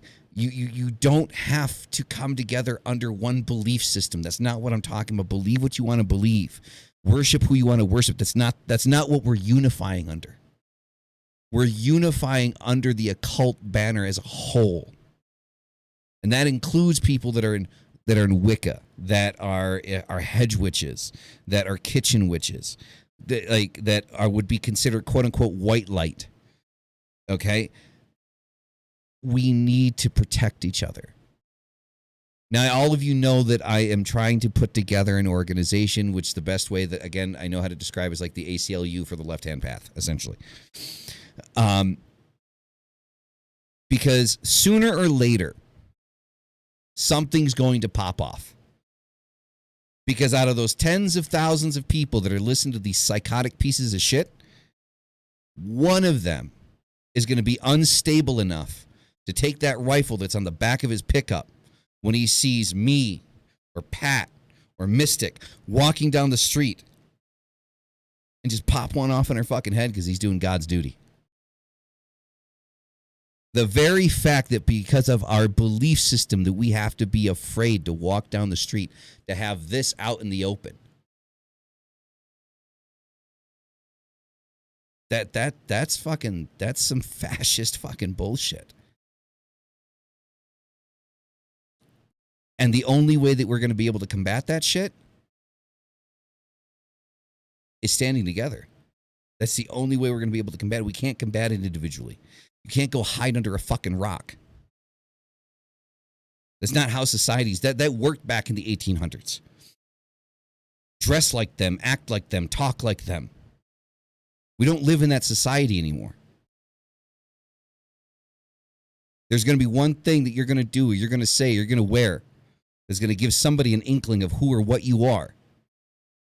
And that's going to be enough for them to pop off. It's not a nice world right now, especially for us. And these people keep growing in numbers. There's more and more of them every day with these same ideals. And what are we doing? Fighting amongst ourselves for stupid shit. Mm-hmm. I understand that it's an individual path, but if it's an individual path, nobody's the leader. Nobody has to fight to be the leader. That's not the point. That's never been the point. That's not why you got involved in this. You didn't get involved in this to become a leader. Because if that's the reason you got involved, that's the wrong fucking reason. And completely contrary to what it is that we believe. But the fact of the matter stands, we need to stand united. Or they're just going to fucking pick us off. One person fucking takes out 5 or 6. He goes to jail. He becomes a poster child for the movement. A couple of these psychotic sons of bitches start praising their actions for killing Satan's agents. And then a few more pop up and they kill off another 5 or 10. What the fuck do you think is going to happen eventually? I mean, look at the Vatican. We already talked about the Vatican. You can't touch the Vatican. And not for nothing, you're out of your mind if you don't think that there'll be a section of society that will turn that person into a hero. You know, they will look into the people that they, victimize by their crime, and they will basically justify the actions of that person and say, well, they just killed a bunch of, child sacrificing Satanists, so who really cares? And it's probably a good thing. Who really cares? And these will be people that, could be valued members of sort of loosely knit community that we're not willing to stick up for until it's too late. So I completely agree with you. So you guys know that that's always been the point of this community and what I've been trying to do. I know a lot of you disagree with it. I know some of you do agree with it. But I want you all to understand, I'm not trying to change what you guys believe. That's not the point. I don't want you to believe what I believe. That would be ridiculous and no different than what the Catholic Church or Christians do. What I want man, you to do, go ahead. When I started my tattoo shop, that was kind of exactly what I thought of it to be. We're very overt and very upfront about what we're about. There's a giant pentagram on the front of the building. Like people come in, there's a massive 8 foot tall altar to the dark goddess in the front. We get kids coming by screaming through the window at my shop manager that you're the devil, you're going to hell, all that kind of stuff. And we're in New York, man. We're not in the Bible Belt. But, for me though, like I love the fact that so many people that come in here and they say that they feel at home and they feel that this is like a place where they can come and they can feel welcome and they can feel like they have found their people. And I might not have the exact same path as these people. I get traditional Wiccans that come in here, people who are Hindu yoga teachers and that kind of stuff, and they come in and they're like, this is nice. I really enjoy this. This is a welcoming place. Even though there's pentagrams on the wall and runes all over the place, and I got a whole wall of upside down crosses, like they're like, this is awesome. And I can build solidarity with those people because they are a part of this as well. I've even had several BDSM events at my studio at night for the local BDSM community because I see a kinship with these people. Mhm. These people are in a lot of ways connected to us because they're not part of mainstream society. And when the shit does pop off, those type of people are going to be demonized as much as we are, Mhm. because Mhm. they walk to the beat of a different drum, you know? And again, that means a lot to me that my clients come in here and if they're of any other sort of subculture walk of life that they feel like they're an outsider in society, they're like, I feel safe in here. I feel like I have a community here of people that understand me. They're not going to fucking judge me. And you know what? They'll stick up for me, you know? And I try and do it all the time to use my mouthpiece where if somebody has some good cause that they're trying to do or something happens in the community that needs to be called out or anything like that, local witches or the local yoga teacher, they're trying to raise money to get their yoga studio to keep it open through COVID or whatever. I will use the mouthpiece of my social media to put that out there because again, it's about building community. I could sit here and be like, no, I'm Mr. Left Hand Path. I have nothing to do with your yoga studio. Or you could try and build with these people and Mhm. realize that we're all part of this occult community. I think you're 100% correct. And I couldn't agree with you. Exactly. There's a shitload of people asking where you're located, and apparently we got people in New York who want to get a tat done by you. So, I'm in Port Jefferson Station, probably about 65 miles east of New York City. I'm right near the train if anybody's coming out from New York City. So basically, end of the line, the last stop. I'm about a mile from the train stop. So it's called Vamachara Tattoo, Vamachara. You can find me on Instagram predominantly. But yeah, there you go. There you go. If you ever do a fucking tattoo convention in fucking Mexico, let me know. dude, I would love it. And I've never been to Mexico. I mean, I've been close to the border, but haven't. I've traveled all over the U.S., man. But to be honest with you, I've never left. Okay. The guy that does most of my shit down here, except for this last piece right here, the guy named T-Pex, his shop is endorsed by Tribal Tattoo in LA. Oh, Uh, cool. Right on. Yep. so like he has like the only like Los Angeles certified tattoo shop in the city that I live in. So like I generally go to him to get most of my shit. So That's uh awesome. yeah, a cool I've been to fucking dude. LA several times. I go there and work there pretty often. So Okay.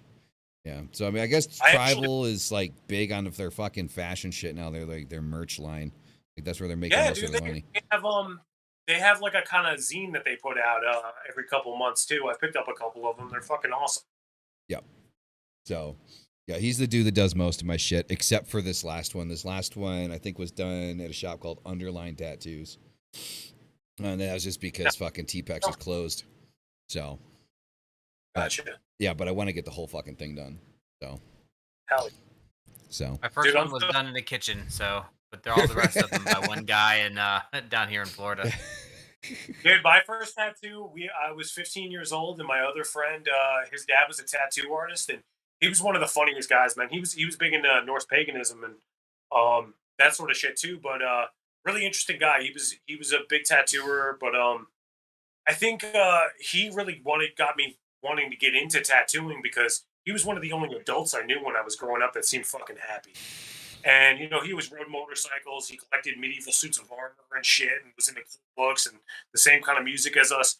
But I remember like he was always the guy where me and my buddy would be like, "Hey Eric, we want to make a chlorine bomb," and he'd be like, "Don't make a chlorine bomb. But if you were going to make a chlorine bomb, everything you need is in the shed out back, and I would probably do it in the power lines, you know." But he's like, "Don't make a chlorine." And then like we did the same thing when we were like, "Hey, we want to learn how to tattoo." He's like, "I'll show you guys how to set up the machine, put the ink out, all that kind of stuff, and then I'm going to leave the room. Don't tattoo each other, okay? All the equipment's right here. Like, everything else. Do not tattoo each other." That's So, awesome. that's how I got my first tattoo. Is like I did a DRI logo, Dirty Rotten Imbeciles, on my buddy's arm, and he did a little symbol on the back of my hand. But yeah, we were 15 years old, and just kind of were like, screw it, yeah. But he was always like that, man. Would be like any fucked up thing we wanted to do. He was just, don't do that. But if you were going to do that, there's a book I have in the living room on exactly how to do it. That's good. That's good. It's like the fun uncle. Yeah. Awesome. Yeah, definitely. Now, the No. funny thing too is like when I was that age, I thought I really wanted to be a musician, but I had some friends that were a couple of years older than me, and they kind of really hit it as big as I thought you could playing metal music. They got signed to big major labels, they were touring the world, but when they had to come home, they were still working day jobs that sucked. And I was like, dude, what the fuck do you mean you just played in Japan and you got to come home and work at I? That's insane. Fucking nuts. Like, so I was like, and I mean, everybody in my family who was an adult, they all like seemed, pretty much everybody in my family, the men all drive some sort of truck. Like you either Yeah. drive a cement mixer or an 18-wheeler or something like that. And they were all fucking miserable. And like the women in my family all worked in kitchens and stuff. And I just thought that that was the inevitability of my life, is that I was going to grow up to either drive a truck or work in a kitchen. And that was pretty much all I could look forward to. And I felt really depressed about that. But my friend's dad, like I said, he was a tattoo artist. He made money. His wife didn't work. The grandma lived in the house. He had 3 kids plus my buddy. And like he was the only income. Yet he still had money for motorcycles. He owned the damn house, everything else. And he seemed just like he was like 50 years old and he was having a great time. So I was like, fuck, I want to shift my attention to like trying to get into tattooing, which is what I did. And the guy still tattoos around the corner. I see him all the time and I tell him all the time, like, dude, I'm so thankful for you for like being a positive fucking influence on me when I was super young, being like the only positive influence. I looked up to a lot of people in bands that I didn't know personally or like artists and stuff, but like they were like mythical fictional characters to me. I didn't Mhm. fucking know them in real life. He was like the only person that was a positive role model for me in my life, while also telling me like how to make bombs and homemade explosives and shit. But Well, I think that's all you need though. Is you just need one. Like, I mean, Yeah. I had a lot of shit go down in my life, but I have to say, like me and my stepfather, we used to butt heads all the time. But everything that I appreciate in life, I appreciate because of that man. He passed away last year. I had a stroke, and then it was just kind of like a slow go. Sorry for your loss, man. All right. But my love for music came from him. Like learning how to play guitar came from him. Learning how to hear that first 10 seconds of a song and being able to tell you who sings it, who wrote the song, like what chords it played in, like I can do all of that shit, and I got that from him. And like just like that appreciation. What's that? You and me are the same kind.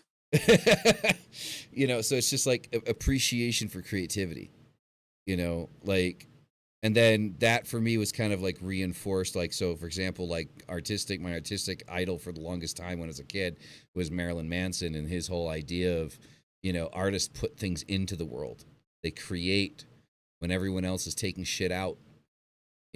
Artists we're putting shit back in.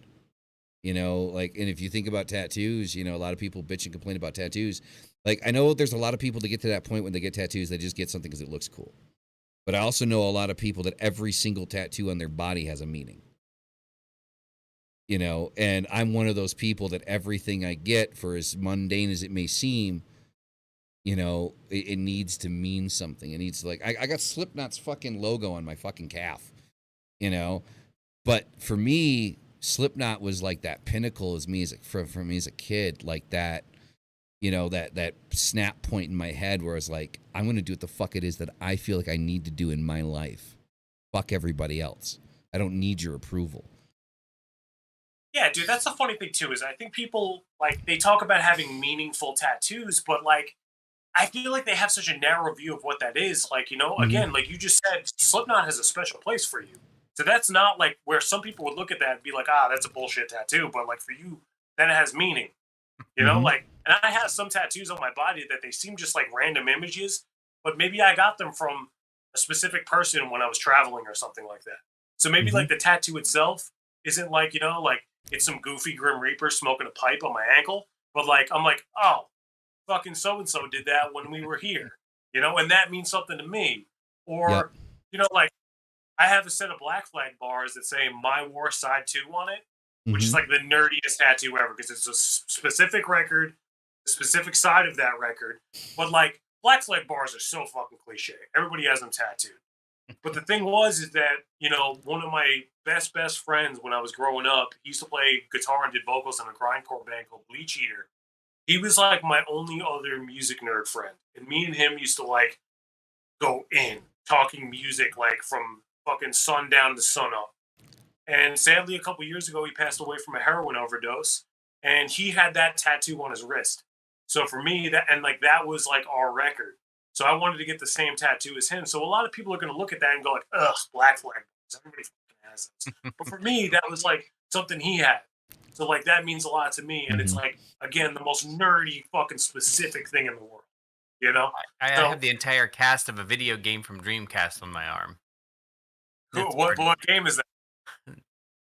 Grandia. What game? I don't know it. Yeah, it's a very obscure RPG, but each of the cast members represents a different part of somebody's personality on the taken to the extreme.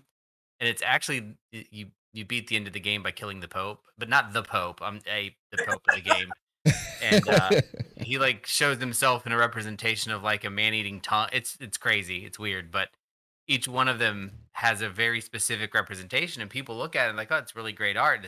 But why would you do that? I'm like, that was a part of my life where I was really suicidal and depressed, and just things weren't going right. And that game got me through a lot of shit. I actually replayed it not too long ago, but I can't say that's my nerdiest, but I have see lots that makes sense. Like so, like the whole reason why I got Johnny the Homicidal Maniac, like I've always wanted this. Like for years, I've wanted this. And the whole reason I got it was because I remember at that junction in my life when I discovered Johanna Vasquez and his art, you know, in Johnny the Homicidal Maniac. Like I was a very angry kid. And Johnny was this character that just didn't give a shit and just indiscriminately fucking killed people in the comic book. But the idea was, this is fantasy. Like when I was a kid, like it made me understand, like, it's not how shit goes. You don't have to get that angry. You know, you can laugh at it. You can laugh at your anger. Like you can be, shit, dude, why the fuck did I get angry about that? And then laugh about it. And not be so fucking angry. You know, and so it was something that balanced me out, you know, when I discovered it. And so I always wanted fucking JTHM on my body somewhere. And then I have Malice, you know, written across the top, which is the reason why I chose that moniker, is like, you know, Mr. Malice. Yeah. You know, that's like the name has meaning. It's really funny this is coming up because I haven't thought about Johnny the Homicidal Maniac in years. And I literally had a client 2 days ago bring it up. And I was like, we were talking about it. It's just so odd because it's been probably 8 years since I've even thought about, you know. But I've actually a lot of people onto that comic, though, because I meet a lot of people who are, you know, fans of Invader Zim and whatnot. And I'm like, if you haven't read Johnny the Homicidal Maniac and the Squeak comics and all that kind of stuff, like, it's pretty awesome, but also makes you think, like, why the hell would Nickelodeon hire this guy based on this, Right. like, in a cartoon? Well, Like, oh, and then it didn't go well? Most shot, it didn't go well. Like, you know, like, oh, I mean, I actually found JTHM before I found fucking Invader Zim. I think, like, before Invader Zim was released, I'm pretty sure. Like, because they had the JTHM comics in Hot Topic. You know, and I remember the first time I saw it because I had a buddy that worked in Hot Topic and I used to hang out there. You know, what because year was this about? fuck, dude, 2000 something, early 2000s. Yeah, So- I mean, because I was always an asshole and wouldn't go into fucking Hot Topic, like, at all. Like, I was convinced I would burst into flames if I ever went into Hot Topic. But that's pretty fucking cool that they had the comics there, man. I never realized that. Yeah, That's pretty awesome. dude, I would sit, like, I would go. I'm not gonna say where because otherwise I'll let people know like where I lived up in the States. But there's the largest mall in upstate New York. I go to the Hot Topic there, and I would literally sit in the corner. They literally cleaned out a corner because I would go in there so fucking often. Like there was this little corner that they didn't put any displays in, and I would sit there cross-legged reading the fucking comics. And they knew I was there. People would walk around, and go, "Who?" And like people would go to the, you know, you got a guy sitting in the corner. It's like, yeah, he's always there. So, you know, and I would just sit there all fucking day, I'd read their comics, shit like that. They had the listening stations for the music and shit because it was like the larger Hot Topics would sell CDs, you know, and they'd let me hang out and just listen to fucking music and shit. The only time I ever remember going in a Hot Topic, I think I got my T-shirt like dirty or something, and I ran into one, and I remember shoplifting a Behemoth T-shirt. It was from the Apocalypse, and I think that's the only time as a teenager I ever went into a Hot Topic. I was a total klepto as a teenager though, so I was just not paying for nothing. Yeah, you and me both. But shh, none of y'all heard that. I mean, Hot Topic back in the early 2000s, though, like that was before they started implementing like store sensors and shit like that. You know, because they had those big fucking hell gates, so they couldn't install them. Well, dude, the fucked up thing is like, so when I was about 13 years old, what really got me into art was I got into the graffiti scene. So I was running around, like, and that's a huge part of the graffiti scene. Like, it's actually seen as, like, lame if you buy your paint. Basically, like, you're supposed to steal all your spray paint cans. Jenkos? So, when I was younger than that, I mean, we're talking, like, elementary school, I used to rock Jankos. You know? Dude, I'm 35 and I still rock Jenkos. Okay. That makes sense, though, that you would be into Jankos because I'm 31, so you're a couple years older than me. So you were probably about middle school, early high school when I was in elementary school. So that makes sense. I'm old. I guess what does that put me in sweatpants? I mean, well, you just turned 40, man. Yeah, but still. That still makes me feel old now. I did have the black Jinko, well, not Jinko, the black what do they call them? Not parachute pants, but parachute pants, basically with the trips. Oh, and the dark zippers and the chains and all that shit. Oh, fuck, dude, man. my girlfriend now wears fucking trip pants, dude. She buys them all the time, and I'm like, trips. dude, can you fucking stop? Like that was just not a thing when, you know. It's really interesting now because all these subcultures, it's really nice. Like I have like two urges inside of me because like growing up, things were still separated, you know, like the metal guys did not get along with like the mall goths and that kind of shit. And like even the punks, the fact that I was into metal and punk was like a big enough, like, what the fuck? But now like my girlfriend is like a few years younger than me. And she's just like, you know, yeah, wearing goth and metal stuff all mixed together and everything like that. And I'm like, you can't wear the trip pants with the skate shoes and the fucking black metal T-shirt. It just doesn't work. And she's like, "Why not?" And I'm like, "That's the '90s, man. That's the '90s."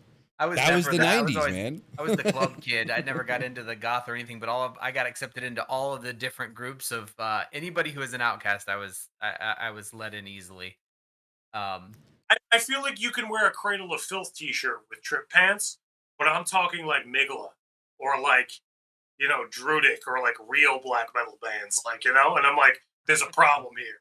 I'm like, part of me wants to tell you, fuck yeah, do your thing. the other part of me is like that high school mindset where I'm just like, nah, like that's not kosher, man. Can't do the you know? Shit, man. Like I'll fucking. I mean, generally speaking, like the band T-shirts I have: Nine Inch Nails, Marilyn Manson. I got Cradle of Filth, Dimmu, fucking Mayhem. And grant you, most of my shirts right now are Killstar. Like 90% of my shit's Killstar. But I just like their designs. They got the sigils all over the fucking place. You know, like it's just dark shit. You know, am I a victim of like, you know, marketing? Fuck yes. You know, but Wait a minute. yeah. Dude, I could go in my car right now. I probably got 6 pairs of Killstar boots. Not mine, but they're in my car, you know? Yeah, the only goth boots I have are New Rocks. I wear Fry engineer boots. They were like a favorite of like outlaw motorcycle clubs. Okay. So like I started wearing those when I was pretty young. They were like the engineer style boots. They're fucking pretty awesome. Those got the metal rings on them and stuff. Yep. Usually Nice. wearing those. Well, my girlfriend is a big Killstar addict, man. We literally have like thousands of dollars worth of boots. Yeah, mine too. Yeah, my girlfriend too. She is like obsessively into Killstar, which is probably not a healthy habit for the both of us to have, but you know it is. Yeah, I got one pair of plats from New Rock. I would love to get more, but at about $270 a fucking pair. I can't afford another fucking pair of fucking New Rocks. But if you want platforms, I do recommend them because I've gone through I don't know how many fucking demonias when I was a kid, like the fucking platform disconnecting from the fucking boot itself and walking around like goddamn Donald the Duck on my fucking heel, you know, like, and I've had these things for about a year and they're fucking solid and they're the most comfortable fucking platforms I've ever fucking walked in. They're about 3.5 inches on the heel, and fucking dude, like you can jump in those fucking things and not give a shit. That's like, awesome. That's how they feel. But so like, it's a price tag, but it's a price tag that's worth it if that's what you're into. So, I think I gotta start getting some with a bigger heel. You know. I mean, they've got the highest heel that they do is a 5.5 inch. Holy shit. And they actually give you an explanation as to why that's the highest heel they do is because any higher, because of the friction, it acts like a fucking plank and fucking rips it off automatically. So they won't do any of the fucking higher heels.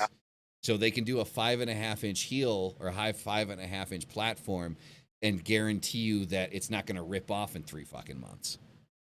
Gotcha. You know, but like 3.5 inches, like that's more than enough. Like for me, like I'm already 6 foot. Like I'm 6 foot as it stands. So I'm 6'3.5". Like I don't need to be hitting my fucking head every time I walk out of my office. Yeah, the thing for me, I'm 5'8". My girlfriend is probably about a 1/2 inch, maybe 3/4 of an inch shorter than me, but she wears these like literally like 6 inch, 5 inch platforms like almost every day. So like she's just towering above me. So I feel like I got to equalize that a little bit. You know, the biker boots are not cutting it. New Rocks, man. If you want something that's going to last, that you're not going to waste your fucking money on, and you're not going to worry in 6 months it's going to be broken, New Rocks. Yeah, they're expensive, and you're going to have to import them from Spain. But you know, they're the best ones. Because I've heard a lot of people talking about them. I was like, fuck it, I'll bite the bullet and I'll buy a pair. If they suck, they suck. They don't suck. The ones I got, they don't suck. Other than the engineer boots, I'm actually like really into like I like super pointy dress shoes and shit like that. Same here. Like if you could like stab somebody with the tip of them, fucking awesome. But like, problem is like I have a big foot, especially for a guy who's 5'8". I'm a size 12, so like you get like a pointy toe like that, it makes my feet look even cartoonishly bigger. You know, pretty funny. Dude, I'm 6 foot.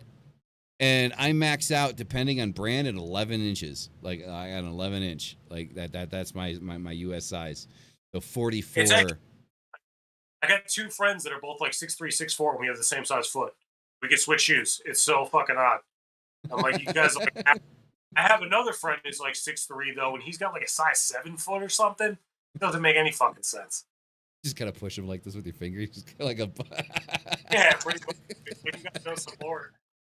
do some like Teenage Mutant Ninja Turtle reenactments. Okay, for those of you that don't remember, back in the 80s, there was a fucking Teenage Mutant Ninja Turtles movie that came out that Michelangelo decided to start fighting with one of those fucking punch me clowns. Now you get the reference. So I do want to get a tattoo from you. I don't know when the fuck I'll be able to get it, because I can't say if I'm ever gonna come up to fucking New York again. But Enough, dude. You know, Why the fuck would well, if you're down for it, like when shit calms down, like with the fucking pandemic and shit, I'll fly you out here. I don't give a fuck. That'd be cool. Like I said, I go towards Los Angeles pretty often. So, maybe when I'm down there, I could even take a drive down or something. Yeah. How far from there you are. I'm also wanting to do a Texas trip. Okay. So, kind of wherever you're at. I'm very overdue for Texas. I feel like I keep dodging all my friends and kind of people who want to get tattooed out there. So that would definitely be cool. I just want to do a lot of traveling in the future. And I mean, honestly, going down to Mexico would be fucking awesome. Yeah. So I mean, and also to answer your question, I mean, the community already knows the answer to this question. You asked me earlier, like, why I'm in Mexico. So before I lived in Mexico, I lived in Istanbul, Turkey. The reason I went to Istanbul, Turkey is because I remember being in high school when 9/11 happened. And when I got out of high school, I remember there's like high school and university. I remember there still being a lot of like, anti-Islamic sentiment, in the New York area, after that happened. And I got the idea in my head that I wanted to experience the culture myself instead of listening to people that have never experienced the culture where these people live. So I got my passport, bought a plane ticket, packed a bag, and I went to Istanbul, Turkey for 2 years. I got the bug for traveling. I like traveling, living over there in Istanbul, Turkey, because it's over in Europe. I was able to, you could hop a fucking train, hit Germany, hit Paris, like go into France, Sweden, shit like that. Grab a boat, go to Greece. It's super easy to get everywhere. So I got the bug for traveling. And then when I was done over there in Europe, I was like, I want to come closer to the States, but I don't want to go exactly into the States yet. Like, fuck it, I'll go to Mexico. So That's fucking. Yeah. So I came here, had a kid, got married in that order, got divorced. Obviously got divorced, but the kid's still here. You don't get divorced and the kid miraculously disappears. Doesn't happen. So, I stay because, I do. I love my kid. And my dad walked out of me when I was 6, and I'm not going to walk out on him. Fuck yeah.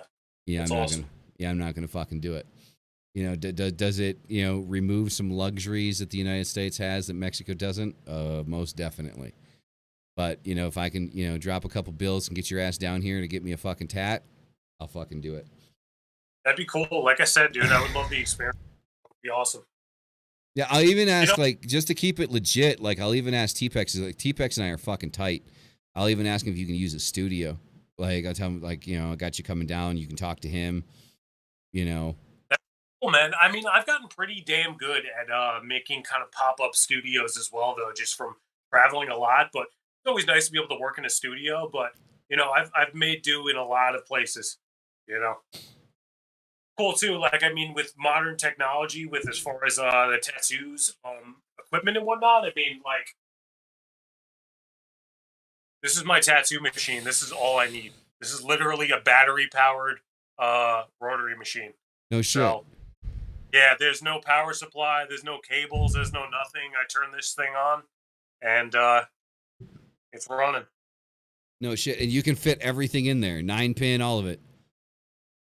Yeah, I can stick any size needle tip right on here. It's a little cartridge, and then when I'm done with it, I throw it in a sharps container. So all I need is a small sharps container, a couple bottles of ink, and a few caps, and that's really all I need. It's like, honestly, my entire tattooing setup easily fits in like one pocket of a bag.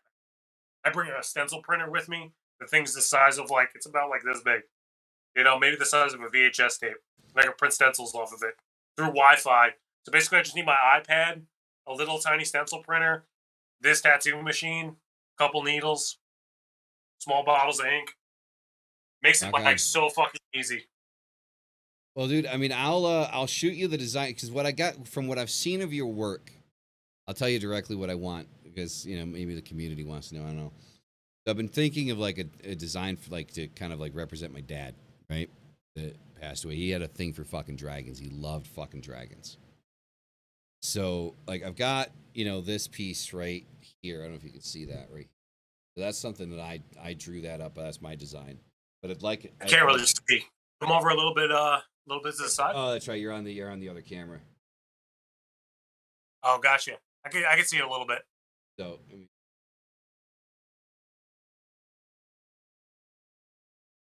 there's that right there. So that's a design I did. So that's kind of like the moon spell logo with like flames. There's a skull in the middle. Shit. Like I just threw a bunch of shit together. I thought it was cool. But what I want to do is like starting from this point here, I want a dragon to go all the way up to here. Fuck yeah, that's awesome. So Do something. now, yeah. So I mean, I'll let you come up with like. I mean, we'll communicate. Outside of this, but like it has to be like kind of like a combination between Chinese dragon and medieval dragon. Nice. Yeah, that's usually my first question is Asian or European, but I've actually never really done a hybrid. That's pretty interesting. So well that's where it's going to be because of the length. That's kind of Asian, but there needs to be some type of wingspan. Gotcha. Absolutely. So, Mystic, you're in Florida. About what part? Near Fort Myers. Okay, interesting. Cool. So, I was just in Southern Florida like 2 weeks ago. That sucks. Derek, I obviously am obsessed to a degree. I've got to finish my sleeve over here, and I haven't figured out exactly what I want to do yet. And then I have a pretty decent chest plate of the Green Man. Oh, cool. Yeah. I was a lot more real estate. I was in Fort Lauderdale briefly, then I was down in Miami, and then I was in the Keys, kind of near Esmeralda, that area. Yeah, I'm a 5-hour drive to the furthest Keys and about 2 hours from Fort Lauderdale on the opposite coast. Yeah. I knew you were closer to Fort Lauderdale. So, my brother actually just moved out to Palm Beach. So nice. I don't know how I feel about it. I've only lived here going on 6 years, something like that. So I almost moved there about 10 years ago. Interesting. So, but I travel for work, so I'm all over the place. So that's been kind of nice. Although it's freaking in the 30s tonight down here. Really? Holy shit! It is in the 30s. In the 30s, dude. I'm over here. I'm sweating balls over here right now. We have a wind chill and frost advisory. Yeah, it was 80 degrees today at 10 o'clock, and then it just started dropping. And the low tonight is 30, 37 or 39. We got That's snow insane. up here. Yeah, this is fucking New York, though, man. Like you know, like if it snows down my here, mom's still going upstate. to another Like, country. like my mom in upstate right now. She's about an hour from the lake. It's like she gets hit like constantly with like fucking 6-8 feet of snow like every fucking night. It's fucking insane. That lake effect snow. At least in New York, you got the fucking sewers that melt the shit on the road. Out by me on Long Island, I mean, we're kind of at the point where like it snows a little bit, then it melts, and it snows a little bit, then it melts, and it's just like, kind of March is like up and down, up and down. It was just like I think it was like 55 like just 2 days ago, and now all of a sudden we got snow again. Yeah, yeah, but it's coming out of it though. I remember how the climate is up there. I have an employee in Staten Island, and a place that I visit up in New York for work. Newark for work, not New York. Newark. Don't want to make that mistake. So sorry. Might have to find my way up there. Across the river. Yeah. I actually prefer Newark Airport, to be honest with you. I hate JFK. I hate LaGuardia. I'm a big fan of Newark. I fly into Newark a lot. Much better airport. Except the trams smell like pee. But other than that, yeah, it's great. Fair enough. Eh, Yeah, no, I remember like back when I was like, I think I was like 14 at the time. Like it got so fucking cold, the goddamn power lines froze and fucking broke. I remember that shit. Dude, it gets next level cold upstate. I mean, like, I'm not hit that hard down by me, but you get into like mainland New York, up by where you were at, Yeah. it's definitely cold. Yeah, I mean, I went to Tisch for school. So when I finished high school, I applied to NYU and then got into Tisch. Went down to Tisch, so the School of the Arts for NYU. So I was down there for good fucking 2 years of my fucking college career, and then I transferred up to SU. So, but that was because Tisch doesn't have a graphic design program. Oh, okay. So yeah, Tisch, like they had like set design shit like that, like like a lot of shit dealing with like physical design aspects of like the entertainment industry. And like about halfway through, I wanted to switch because I did this like 120-day fucking program through NYU for graphic design, and I fucking loved it. Nice. And then I switched because I liked that. Those credits went towards finishing schooling in that. So I switched the major and I transferred all my credits that I got in NYU up to SU. Nice. So I went to the School of Visual Arts in Manhattan, actually, and I studied illustration technically. But my school didn't allow for double majors. But if they did, mine would have probably been in graphic design as well. I pretty much filled up a lot of my classes with design classes. Yep.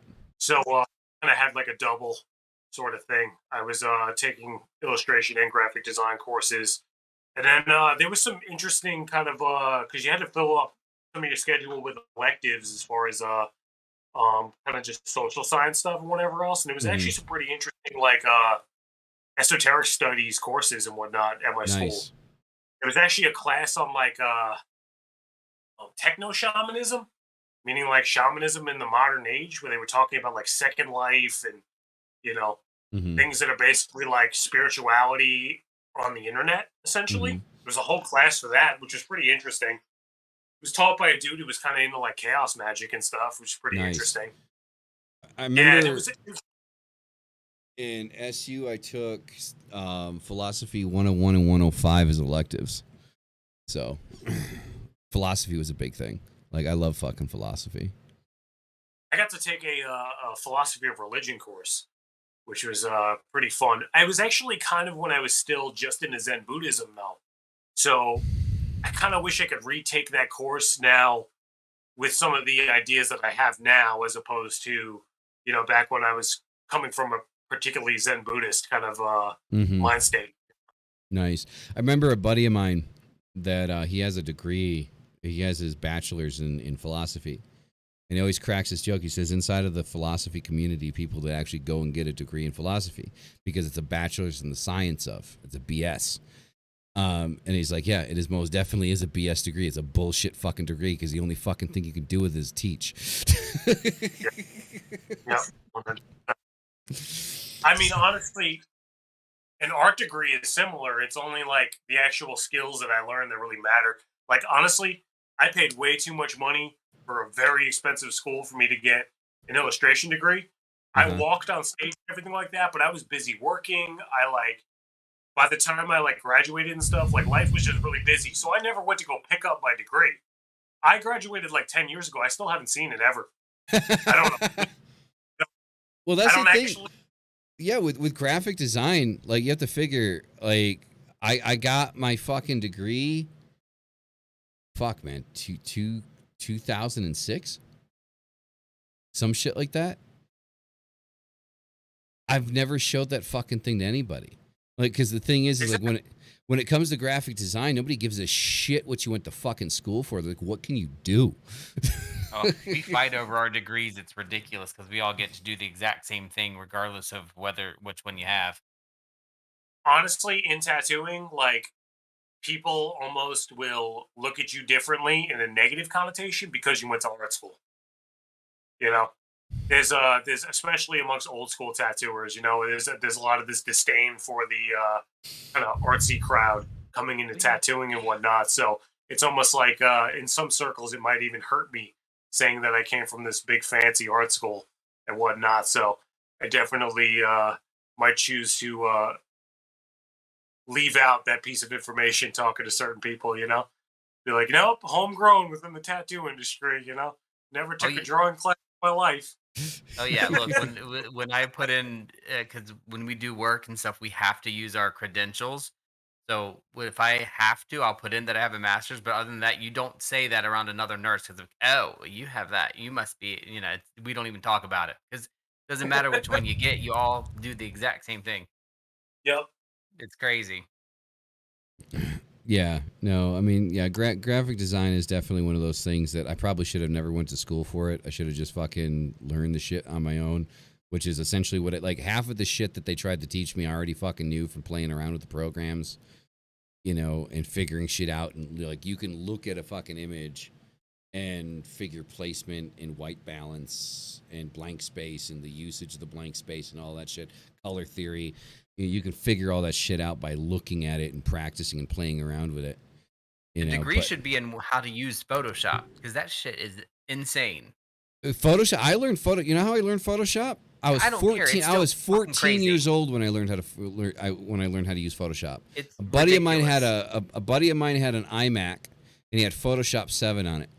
Like before they had the Creative Suite and shit like that and all the plugins that they have now and all the new shit that they added to make shit so much easier. Like you had to do everything fucking manually. And I literally learned Photoshop by sitting there like 6 hours a fucking day on the weekends just putting shit together and fucking around with it. Like that's how I learned Photoshop. Like, and it just never left. Same thing with Illustrator, After Effects. After Effects is just sitting there fucking around with the program. What does each thing do? How do you do this? How do you do that? Like, how do you make this movement? Like, how do you make this animation? Shit like that. So I agree that the technical aspect in a lot of ways going to school was a real waste of time.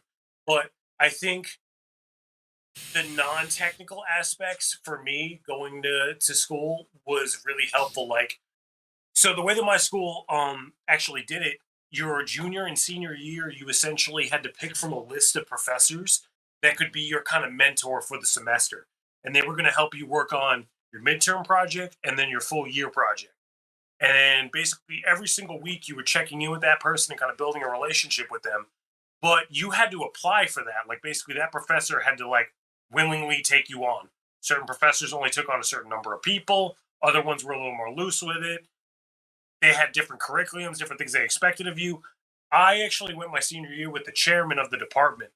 And this guy scared most people, man. He made people cry all the time. This dude was fucking brutal. But he really tailored everything to each and every student. Now, when we did our weekly meetings, it was like you went to a class, but there was only 10 people in it. And it was really loose. Like you basically just brought in whatever you're working in for the week. And that professor really tailored it to each and every student. I had some people in my class that wanted to be like, they wanted to do paintings like what you see in the Met Museum, like that were done during the Renaissance. They wanted to learn how to paint like that. So when they came into class, he basically wanted them to hang up their paintings and shut the fuck up. I don't want to hear what you have to say. I don't want to hear how your week went. I don't want to hear your complications with it. I'm going to look at it and I'm going to judge what you did for the week based on how it came out. If the fucking leg looks funky, I'm going to call you out on it. If like this isn't shaded properly, if your drawing's off, they're going to call you out on it, and they don't really want to hear what the hell you have to say. Now, for me though, I was through getting to know me, my professor was like, listen, for you to be most successful, I think you need to go out there and learn how to meet and talk with people. So he would talk to me all the time and he'd be like, all right, cool. That's what you did drawing wise and painting for the week. How many art shows did you go to? Did you give your business card to a bunch of gallery directors? Who did you talk to? Did you leverage any musicians that you know this week to try and get connections from them? Did you talk to this person? How did you approach talking to this person? How did you feel like that conversation went? And that's what they were mostly drilling me on and talking to me about, like, go try and have beers with this guy. Oh, you met this artist in passing last week? Hit him up in a couple days and see if he'll go out and have a drink with you. You know, building that sort of thing. Whereas those other guys that were doing the traditional painting, they were like, no, you lock yourself in your studio and you fucking paint. Pat, go out there and get drunk with some fucking, gallery owner and fucking talk them up. That's what you should be doing. So it was really interesting. And that's what I feel like I learned in art school, is like how to actually talk to people and tailor like the way I talk to my clients now versus like when I'm talking to somebody who I want them to put a painting of mine in their art show, or like the mother of some girl that's coming in to get her nose pierced or something like that. Like it kind of teaches you the lesser magic of how to alter that person's perceptions and make them do what you want them to do. Yeah, well, I mean, go ahead. Sorry, I'm cutting you off, man. Sorry. I was gonna say, I want this person to trust me, or I want this person to think I'm super cool, or I want this person to think like I'm interesting, or to be intimidated by me. You learn how to kind of alter people's perceptions and what. Exactly. No, I think like a lot. The biggest problem that a lot of students had when I was going to school for design is that everybody wanted to do expressive shit. They wanted to express their goddamn feelings and shit like that. And it's like, you have to understand, like, in retrospect anyway, because I was the same way, like, when I was in there. But in retrospect, like, when you go to school for design, they're not there to teach you how to express your fucking feelings. They're there to teach you how to use the actual technical aspects of, theory. And then you can use that information to express your fucking feelings. Like, you're not there to learn how to express your feelings. You can express your feelings by, painting your ass and sitting on a fucking canvas. That's not what they're there to teach you to do. Like, they're there to teach you, what is color theory? Like, how do you manage white space? How do you manage the technicals of this program? What does a client want? I'm your client. This is what I want. How are you going to do that for me? Not what you want. Fuck what you want. How are you going to do what I want? Right? Because it's easy to do what you want. It's easy to sit there and look at, like, hey, I want to do this and I want it to look like this, because that's what you want. How are you going to take a client's vision and make that shit work? My greatest moment as a graphic designer was working with Fear Factory. Okay, that was my greatest moment as a graphic designer. So I got lucky. 2011, the fucking Hell in Heaven festival down here in my city. Fear Factory was one of the headliners, and I got to sit down and I got to talk, rather stand, not sit, but I got to stand around and talk to fucking Bert and Bell of Fear Factory for like fucking 6 hours. Dude cool. It's exactly what fucking Pat's talking about right now. It's exactly what he's talking. How can you take a chance meeting with somebody that that can make your fucking career and actually make your fucking career? Right? Yeah, dude, you never know where those connections are gonna take you. Like somebody you meet. Actually, give me 1 second, right off camera. Yeah. I don't know if you're a hip hop fan at all. I am. But, there was a early 2000s, late 90s group called Nonfiction. I don't know if you're aware of them. I'm not. Do you know Ill Bill by any chance? Heard of, not listened to. So there was a group called Nonfiction. It was basically Ill Bill, Gore-Tex, and this guy, Sabak. And I was a big fan of these guys, DJ Clips as well. And after they had kind of split, a lot of those guys kind of started their own solo careers and whatnot and everything else. And while I was in college, through my old friend who did vocals for that grindcore band I was talking about earlier, he became friends with Gore-Tex, who was kind of like a bit of a horrorcore. He always did stuff about horror stuff and conspiracy theories and that kind of shit. And he was definitely my favorite of Nonfiction. But through him, I kind of got introduced to him. And then he became kind of just like a fan of like my sketchbooks and my artwork that I would post at the time when I was in college. Now, a couple years down the line, I was like a senior in college and I'm slammed to the gills with fucking work. I'm trying to get through college, all that kind of stuff. And he hit me up because he was working on this record right here, which is a record called Electric Lucifer. Okay. And he got this guy Dan Seagrave to do the cover of this. Now he's a huge fan of like old death metal records and stuff, and Dan Seagrave is one of the biggest names in like tech death metal cover art. And he did this really crazy cover with all these like fucking aliens and a spaceship on it and everything else. It's really sick. But basically they blew the art budget paying for Dan Seagrave to do this cover. So now they needed like a back cover. They needed all the inside artwork on the inside of the booklet and whatnot. So he hit me up and was basically like, hey, Pat, can you do me a favor? Because we blew the entire fucking budget on Dan Seagrave for the cover to do all the inside artwork. So, yeah, I was slammed and I didn't really have time, but I made time for it. And I got to work for one of my favorite hip-hop artists. And next to the artwork of one of the best fucking death metal artists on the planet. Like, the guy's done so many classic death metal records, it's insane. And, yeah, I get to sit and stare at this and think about how fucking cool that was that I got to do that. Fuck yeah. And man. honestly, with a lot of these guys on this record label, and I've gotten into like dozens of shows without having to pay and cutting the line and getting to hang out backstage, all because I am the guy who did the artwork on this record. Yeah. No, dude. I mean, down here, I mean, very similar story. Like when I met Fear Factor, I met them because there's a local band down here from Monterrey, Mexico. That does kind of like 80s style thrash metal. I got their CD floating around over there. Called Maligno. And I was friends with them like when they were doing bar shows and shit. And they're like, "Hey, dude, you know, we're fucking playing some actual fucking shows. Like, do you want to show up?" I was like, "Yeah, sure." So, like, the entire year, 2011, I did fucking Hell in Heaven, which is the largest fucking metal festival in existence in fucking Mexico. And then I got to go to Maquinaria. Maquinaria, I got to meet Corey Taylor because Stone Sour was playing. I got to meet Manson because Manson was there. He was doing the Saturday show. I got to meet fucking Prodigy was there. I got to meet them. Really? Yeah, man. You know, and these are casual meetings, right? We're not friends and no fucking exchanging of emails and shit like that. But I got to sit down and talk to these guys, you know, and generally speaking through them, because the reason they got in is because they're friends with the promoter that sets up these shows. They introduced me to the promoter.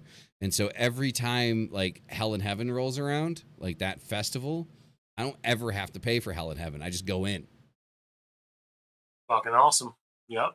You know, and then whoever the fuck is playing, I get to meet whoever the fuck is there. You know, I mean, I got to fucking meet Megadeth, man. You know, that's all it is. Yeah, man, they were the headliners.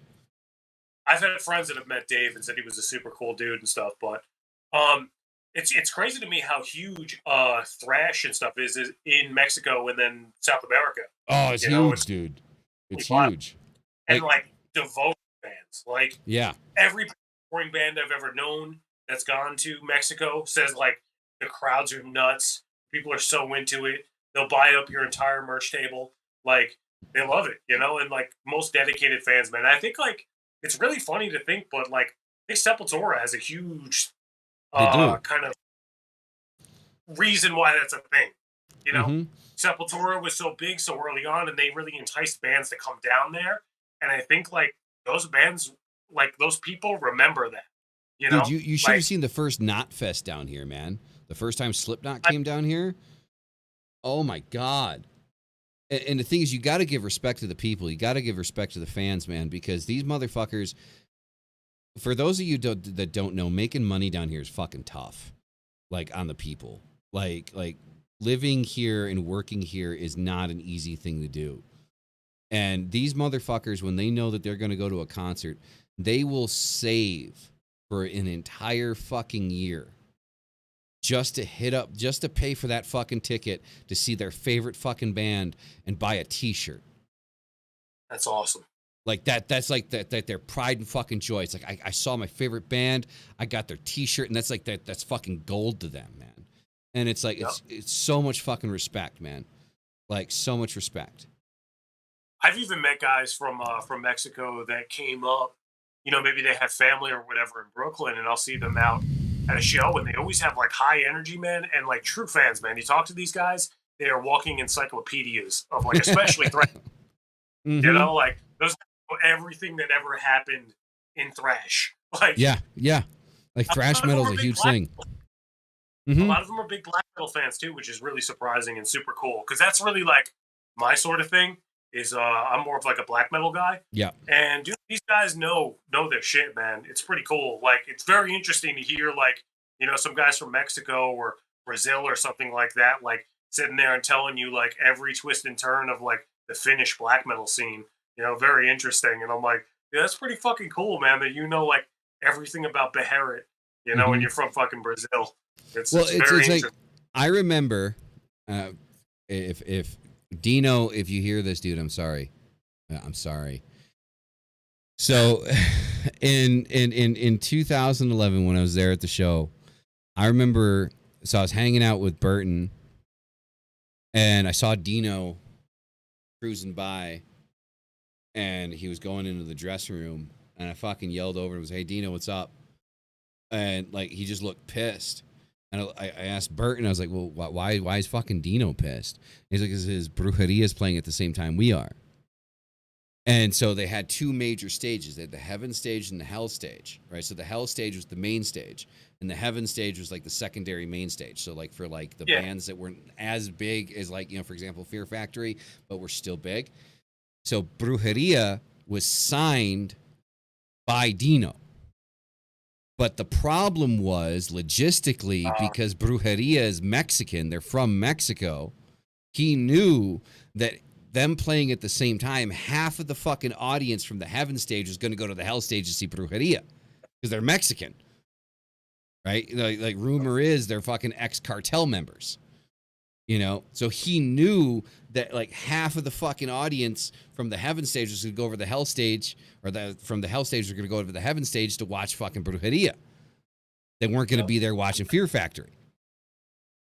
Yeah, you know, I've been to shows like that, and you find, especially when it's big festivals and stuff like that, you want to kind of, maybe you put the stoner rock band on one stage and you put the black metal band on the other stage because chances are the fan bases don't overlap, you know? Exactly. So I mean, smart way to do it. Yeah, so he was just pissed because he's like, yeah, I want them to shine, but you're putting them on at the same time Fear Factory's going on. And we're in fucking Mexico. So like everybody's going to go fucking watch Brujeria.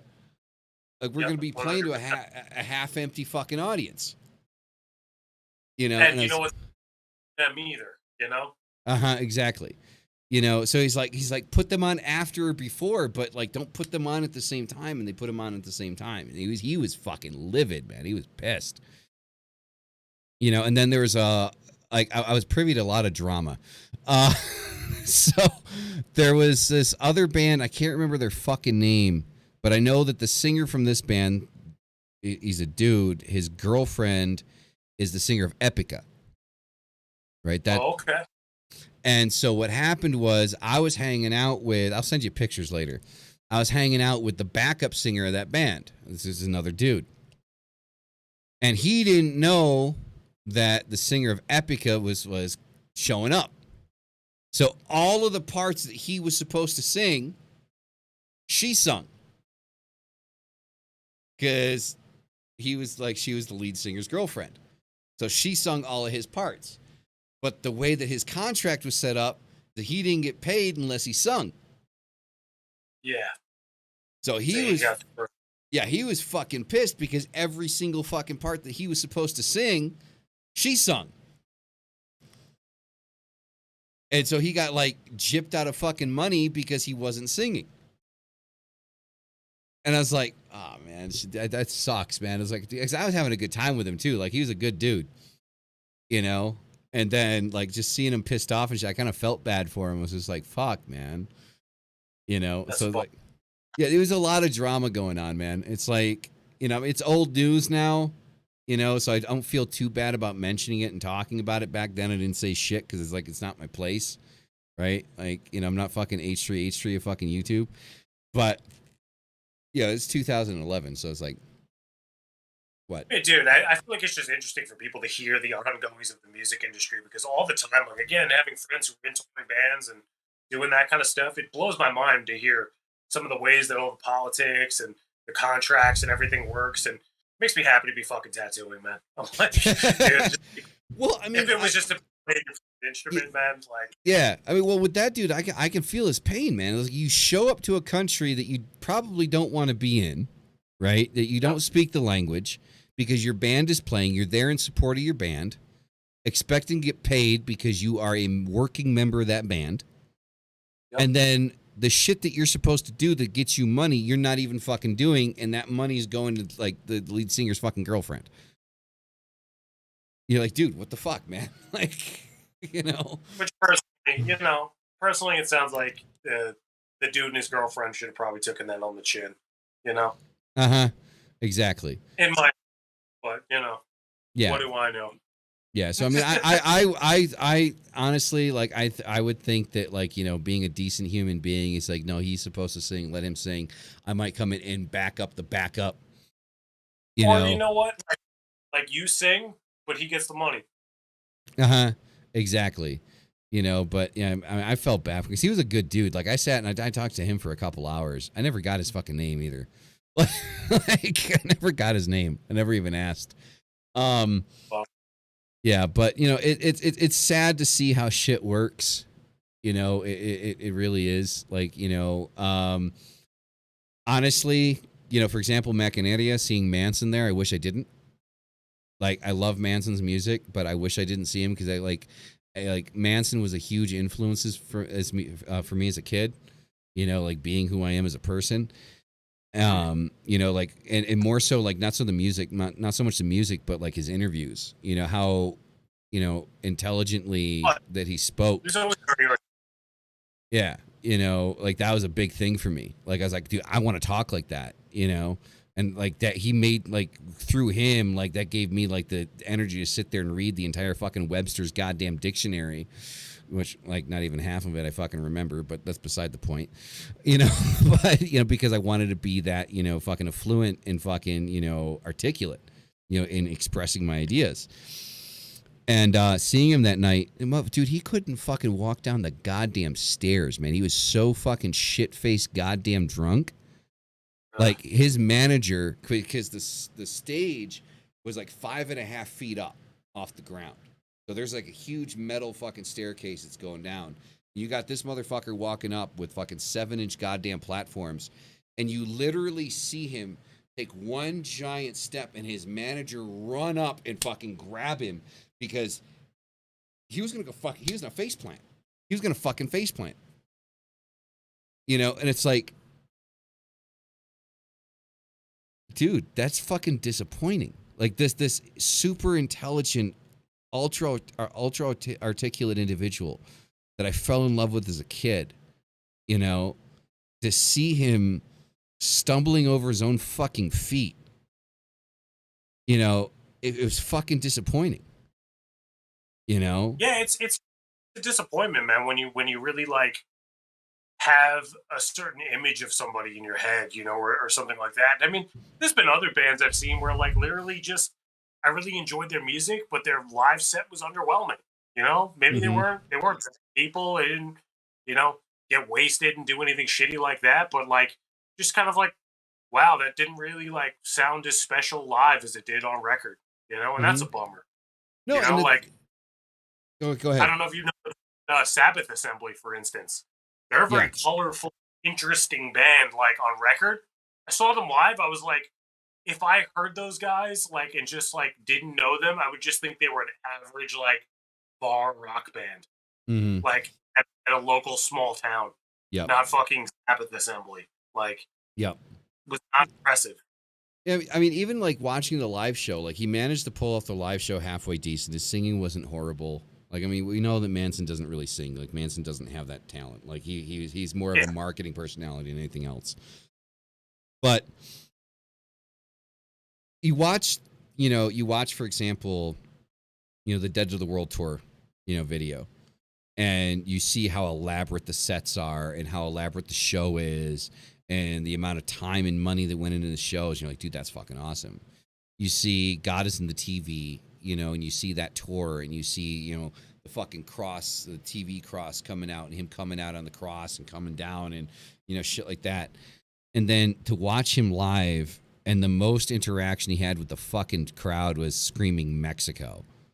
Like, that's literally like the most interaction the motherfucker had with the entire crowd, was just screaming Mexico like 16 times throughout the show. And it's like, Yes. fucking do something, man. It's like, you know, you earn the reputation of being like the 90s fucking Alice Cooper as far as your goddamn stage show is concerned. Maintain that. Yeah. Put on a fucking show. You know, like, your name alone isn't enough to carry you through, man. And for me personally, like, I was so disappointed. Like, I was just like as a true fan, seeing everything he's done before, you know, back in the 90s, like the mid to late 90s, early 2000s, to see what he's doing now, it's like, dude, I'm sorry, but it's just disappointing. Like, I still enjoy the music. Don't get me wrong. I enjoy the music, but how far the great fall, you know? Yeah, it makes you not want to come out and support him in that way, you know, like, or support any artist if they half-ass, or you know, they're kind of too caught up in their substance issues to really put on a good show, you know. And I think, you know, there's some bands out there that, like, I'm just going to hear them play the songs, but there's other bands that, yeah, it's that kind of theatrical aspect. That's why you're coming there. You want to see like a large show. I mean, I'm really bummed out because Watain was gearing up actually a few days ago to come over here to North America to do a tour. And I mean, talk about a great stage show, but apparently they had visa issues and whatnot. But I mean, I've probably seen them 6-7 times, and they've always thrown huge kind of pyrotechnic occult ritual sort of like stage sets that are just insane. I mean, I've gotten sprayed with blood, real blood, like twice of the 7 times I've seen Watain, and most of the times they don't do that show. It's because the venue won't let them. You know, Yeah. it's a big deal. You can, I think they usually market it as the true European experience. Is basically just they take pig's blood and spray the fucking and stuff, and you know, you end up walking out there stinking of rotting blood and shit. Yeah. I mean, I remember when I was a kid. When I was a kid, one of my favorite bands was Cold Chamber. I love fucking Cold Chamber. And I never got to see Cold Chamber because Cold Chamber shows are 18 and over. So by the time I was 18 years old, Cold Chamber had already split up and I couldn't see Cold Chamber. Saw Devil Driver a number of times, but never saw Cold Chamber. I got lucky here in Mexico because they were doing a one-off show in Mexico City at a fucking bar. Right? Really? Yeah. Years ago. When they were rearing up for their fucking tour for that last album they did, like I don't even remember what the fuck it's called. The one that says I owe you nothing was the main song off of the album. And they put on a better show in a bar than Manson did in a fucking open air arena. Like, their show in a bar was fucking lit as fuck. Like, that's awesome. It was goddamn amazing. Got to meet Dez. Quick in passing, hey, what's up? How's it going? You know, that type of shit. Dude, I even met fucking Bret Michaels, Poison. He gave me the beanie off of his head. I mean, not the beanie, the fucking what do you want to call it? The fucking bandana off his head. Gotcha. Yeah, it says the Bret Michaels band's got a skull on it. It was actually printed only for the band members. Hold on a second, I'll show it. Hold on a second. It's like one of the very few things that I have that's actually straight memorabilia from a fucking artist, so I'll show it to you. Interesting.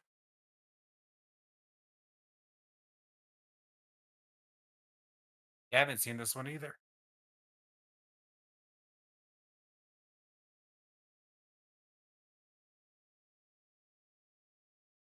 So literally, after the show, he was on the way to the SUV, and I literally just yelled at him. I was like, dude, can I have your bandana? And he literally just threw it at me. Oh, that's fucking wild, dude. Yeah. He literally took it off of his fucking head and just threw it at me. Rad. Right on. So, yeah. So that's like, apparently that was like, you can't buy this. Like it was only made for like that show or like the shows they're doing during the tour. So, yeah. Grant you, I'm not a huge Poison fan, but it's still it's fucking memorabilia. You know, remember that night, right? But yeah, so seeing Cold Chamber was fucking cool as shit. Dez was cool. I mean, Dez knew me because I was doing like an online kind of like magazine for music like years ago down here, trying to kind of bring in kind of like the industrial fucking, you know, speed metal scene. And I did a quick fucking, you know, written interview with him for that like a couple years before that. So like when I showed up and I said who I was to the guys that were off on the side of the bar, he let me back, got to say hi, took off, you know, shit like that. Seriously, living here in Mexico, I've met more people than I think I ever would have possibly met in the States, man. I bet. So that makes sense to me. Yeah, so it's been good, man. It's been good. You know, the Slipknot fucking the fucking Knot Fest was fucking banging down here. Fucking. Who else? What? Oh fuck, man. I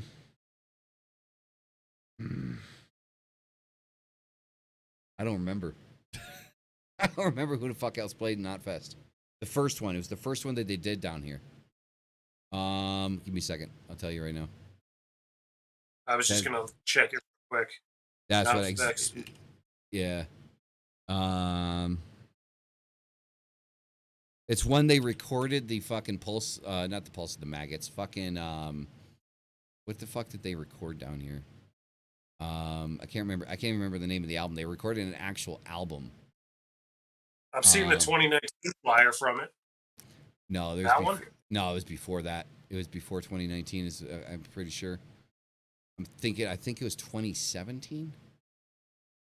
Could be wrong. 2015, apparently him played. Wait a minute. Was it that one? Yeah. Hold on a second. 2015? Yes. Yes. Dillinger Escape played on that one? Yeah, so you had... Yes, because it was Lamb of God. Yep. Yeah. Interesting. So that's a funny one. I literally went for Slipknot, Lamb of God. Megadeth I saw them in 2011. Asking Alexandria. Somebody didn't show up though.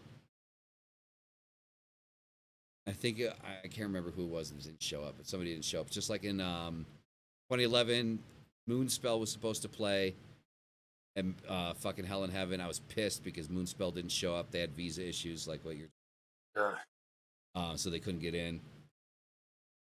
So I don't know if at this point, I forget the year where it happened, but Chris Penne is the original drummer of Dillinger Escape Plan, but when he left the band, this dude Billy Reimer took over on drums, and he's actually from like 5 minutes from here. He actually plays like with a jazz group right at the local bar up the road all the time. They like him, a bass player and a guitar player. They have like a little jazz quintet going, or nice. you know, and they kind of play up there and stuff. But yeah, he's a local dude. I want to say he was probably in the band at that point. Nice. Rock on. Apparently Trivium played too. Yeah. That's probably an interesting set. I want to like those guys. I feel like they're cool dudes in the band, it seems like. Every time I've seen interviews with them and stuff, yeah. I just feel like they do it for me. But I'm just not... I've never been into... Like, so for example, Trivium and Atreyu, even Asking Alexandria, there's a few songs from Asking but like not really into, like, the full-on set. Like, honestly, like, the going to the festival was literally the experience, because it was such a big fucking area, because they couldn't do it in the city that I'm in. They went to Mexico City to do it. Distro Federal. And they had a fucking Ferris wheel, fucking, like, the fucking circus tents all over the fucking place. Like, there's really nothing in there. Like, the circus tents, like, they had, like, the merch and shit like that. Then there's another circus tent that had, like, you know, food and beverage and shit like that you can get. Like, it wasn't, like, you know, anything super extravagant or special, but, like, walking into it and you see the giant Ferris wheel and you see the circus tents popped up all over the place. you get this kind of vibe, you know. So there's always shit that you can be doing, like if you're not up at the stage, like watching like the bands, like there's always other shit that you could be doing. And there's literally like 2 bands that I went to the stage to see: Slipknot, Lamb of God. That was it. Slipknot. This is the second time I've seen Slipknot. The first time I saw them was the Jägermeister music tour at the Utica Auditorium. So that was Sworn Enemy, Chimera, Fear Factory, and obviously Slipknot. I have a friend who plays drums in Sworn Enemy now. Really? Dude, I hit them up. No lie. A couple years ago, right, when I was trying to because like my dream job is to do album artwork. I fucking love like that concept. I want to do album artwork. That's like all I want to fucking do. And I hit them up on Facebook like a few years ago, right, when I was trying to build up like momentum doing that type of shit, because I had just kind of gotten off of the fucking Fear Factory shit. And I told them, like, hey, like, I like their music. So I was like, hey, if you guys need any help with shit, I'll hook you up. Whatever you fucking need. Like, you know. And I said, you know, I won't even fucking charge you for it. You know. And, like, they sent me a message back, like, hey, free, the nice price. And they never answered back. Like, they never gave me anything to fucking do. It's like, fucker, I'm not even charging you, man. I haven't seen him in a couple years, but he's like a guy I used to see at hardcore shows all the time and stuff. He's a younger dude, and I mean, I guess they were just looking for a drummer, and he's a great fucking drummer. Kid's like a total savant. But yeah, I heard he's playing for them now. It's pretty cool.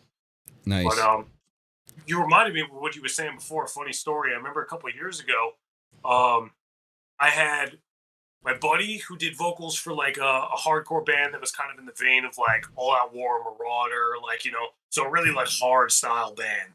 Mm-hmm. Then my other friend who's like one of the tougher, like enforcer type of dudes at punk shows and shit, tough as nails, like agnostic freak looking motherfucker.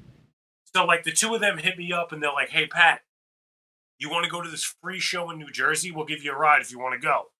So he's like, we're not going to tell you who's playing, but just hop in the car if you want to go. And I'm like, all right, I'll go. I got nothing going on for the day. And the whole time in the car, I'm like, fucking tell me who's playing. They're like, no, shut up. Just, you know, like, you're going. It'll be cool. And again, I'm with like 2 of the toughest dudes in the like Long Island hardcore scene. These guys are tough as nails. They're like, we're going to pick up our friend Andy, who plays in another hard-ass band in Brooklyn, and then we're going to head out to Jersey. We pull up in this mall parking lot in like southern Jersey, and there's dirt bike ramps and shit. And like, yeah, like a Ferris wheel and stuff like that. There's dirt bikes doing like jumps and stuff. And I'm like, what the fuck? And they're like, yeah, it's a free show, dude. There's like, I'm like, who is playing this? So we show up. It's Newfound Glory.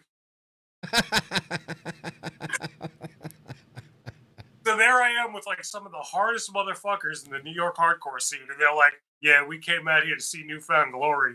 So that was pretty shot. There you go. Fuck yeah. Like, that's why they wouldn't fucking tell me, man. All right. Chat. Thank you guys for coming out. That's going to be it. We fucking did it. We just fucking banged out a 3-hour show for you guys. Fucking. Yeah. So I hope you guys fucking enjoyed it. It's been fucking fun. I had fun. Patrick, tell these motherfuckers where they can find you. You can find me predominantly on Instagram, I'd say, which is BikerVitch Tattooer. 2 V's for the W because it looks spookier. You can also find me on TikTok, BikerVitch666. I have a YouTube channel, BikerVitch666. And that's pretty much the main places you can find me. Yeah. So, or come visit my tattoo studio in Port Jeff Station, New York. Vomit Chara Tattoo. Rock on. There you go, guys. Go get a tattoo from them. Fucking support your local artists. All right. Yeah, thanks for. And I really, really appreciate it. You guys are super cool, and I really enjoyed this, you know. And, you know, I really appreciate the message you're putting out there, man, of, like, unity. And that happens through having these conversations. Hopefully other people are listening, take fucking notes, and be like, hey, if those guys, you know, could come together and bullshit and basically get on the same page and, you know, now make these connections to where we can support one another, then maybe they can do the same. And I think that that's a great fucking message and a great purpose for getting people together. So fully support. Keep fucking doing it, and, you know, let's keep this shit going. Everybody out there, let's keep this going. Appreciate that, man. Appreciate it. All right, everybody. We will see you fucking next week. Y'all take care. Peace the fuck out.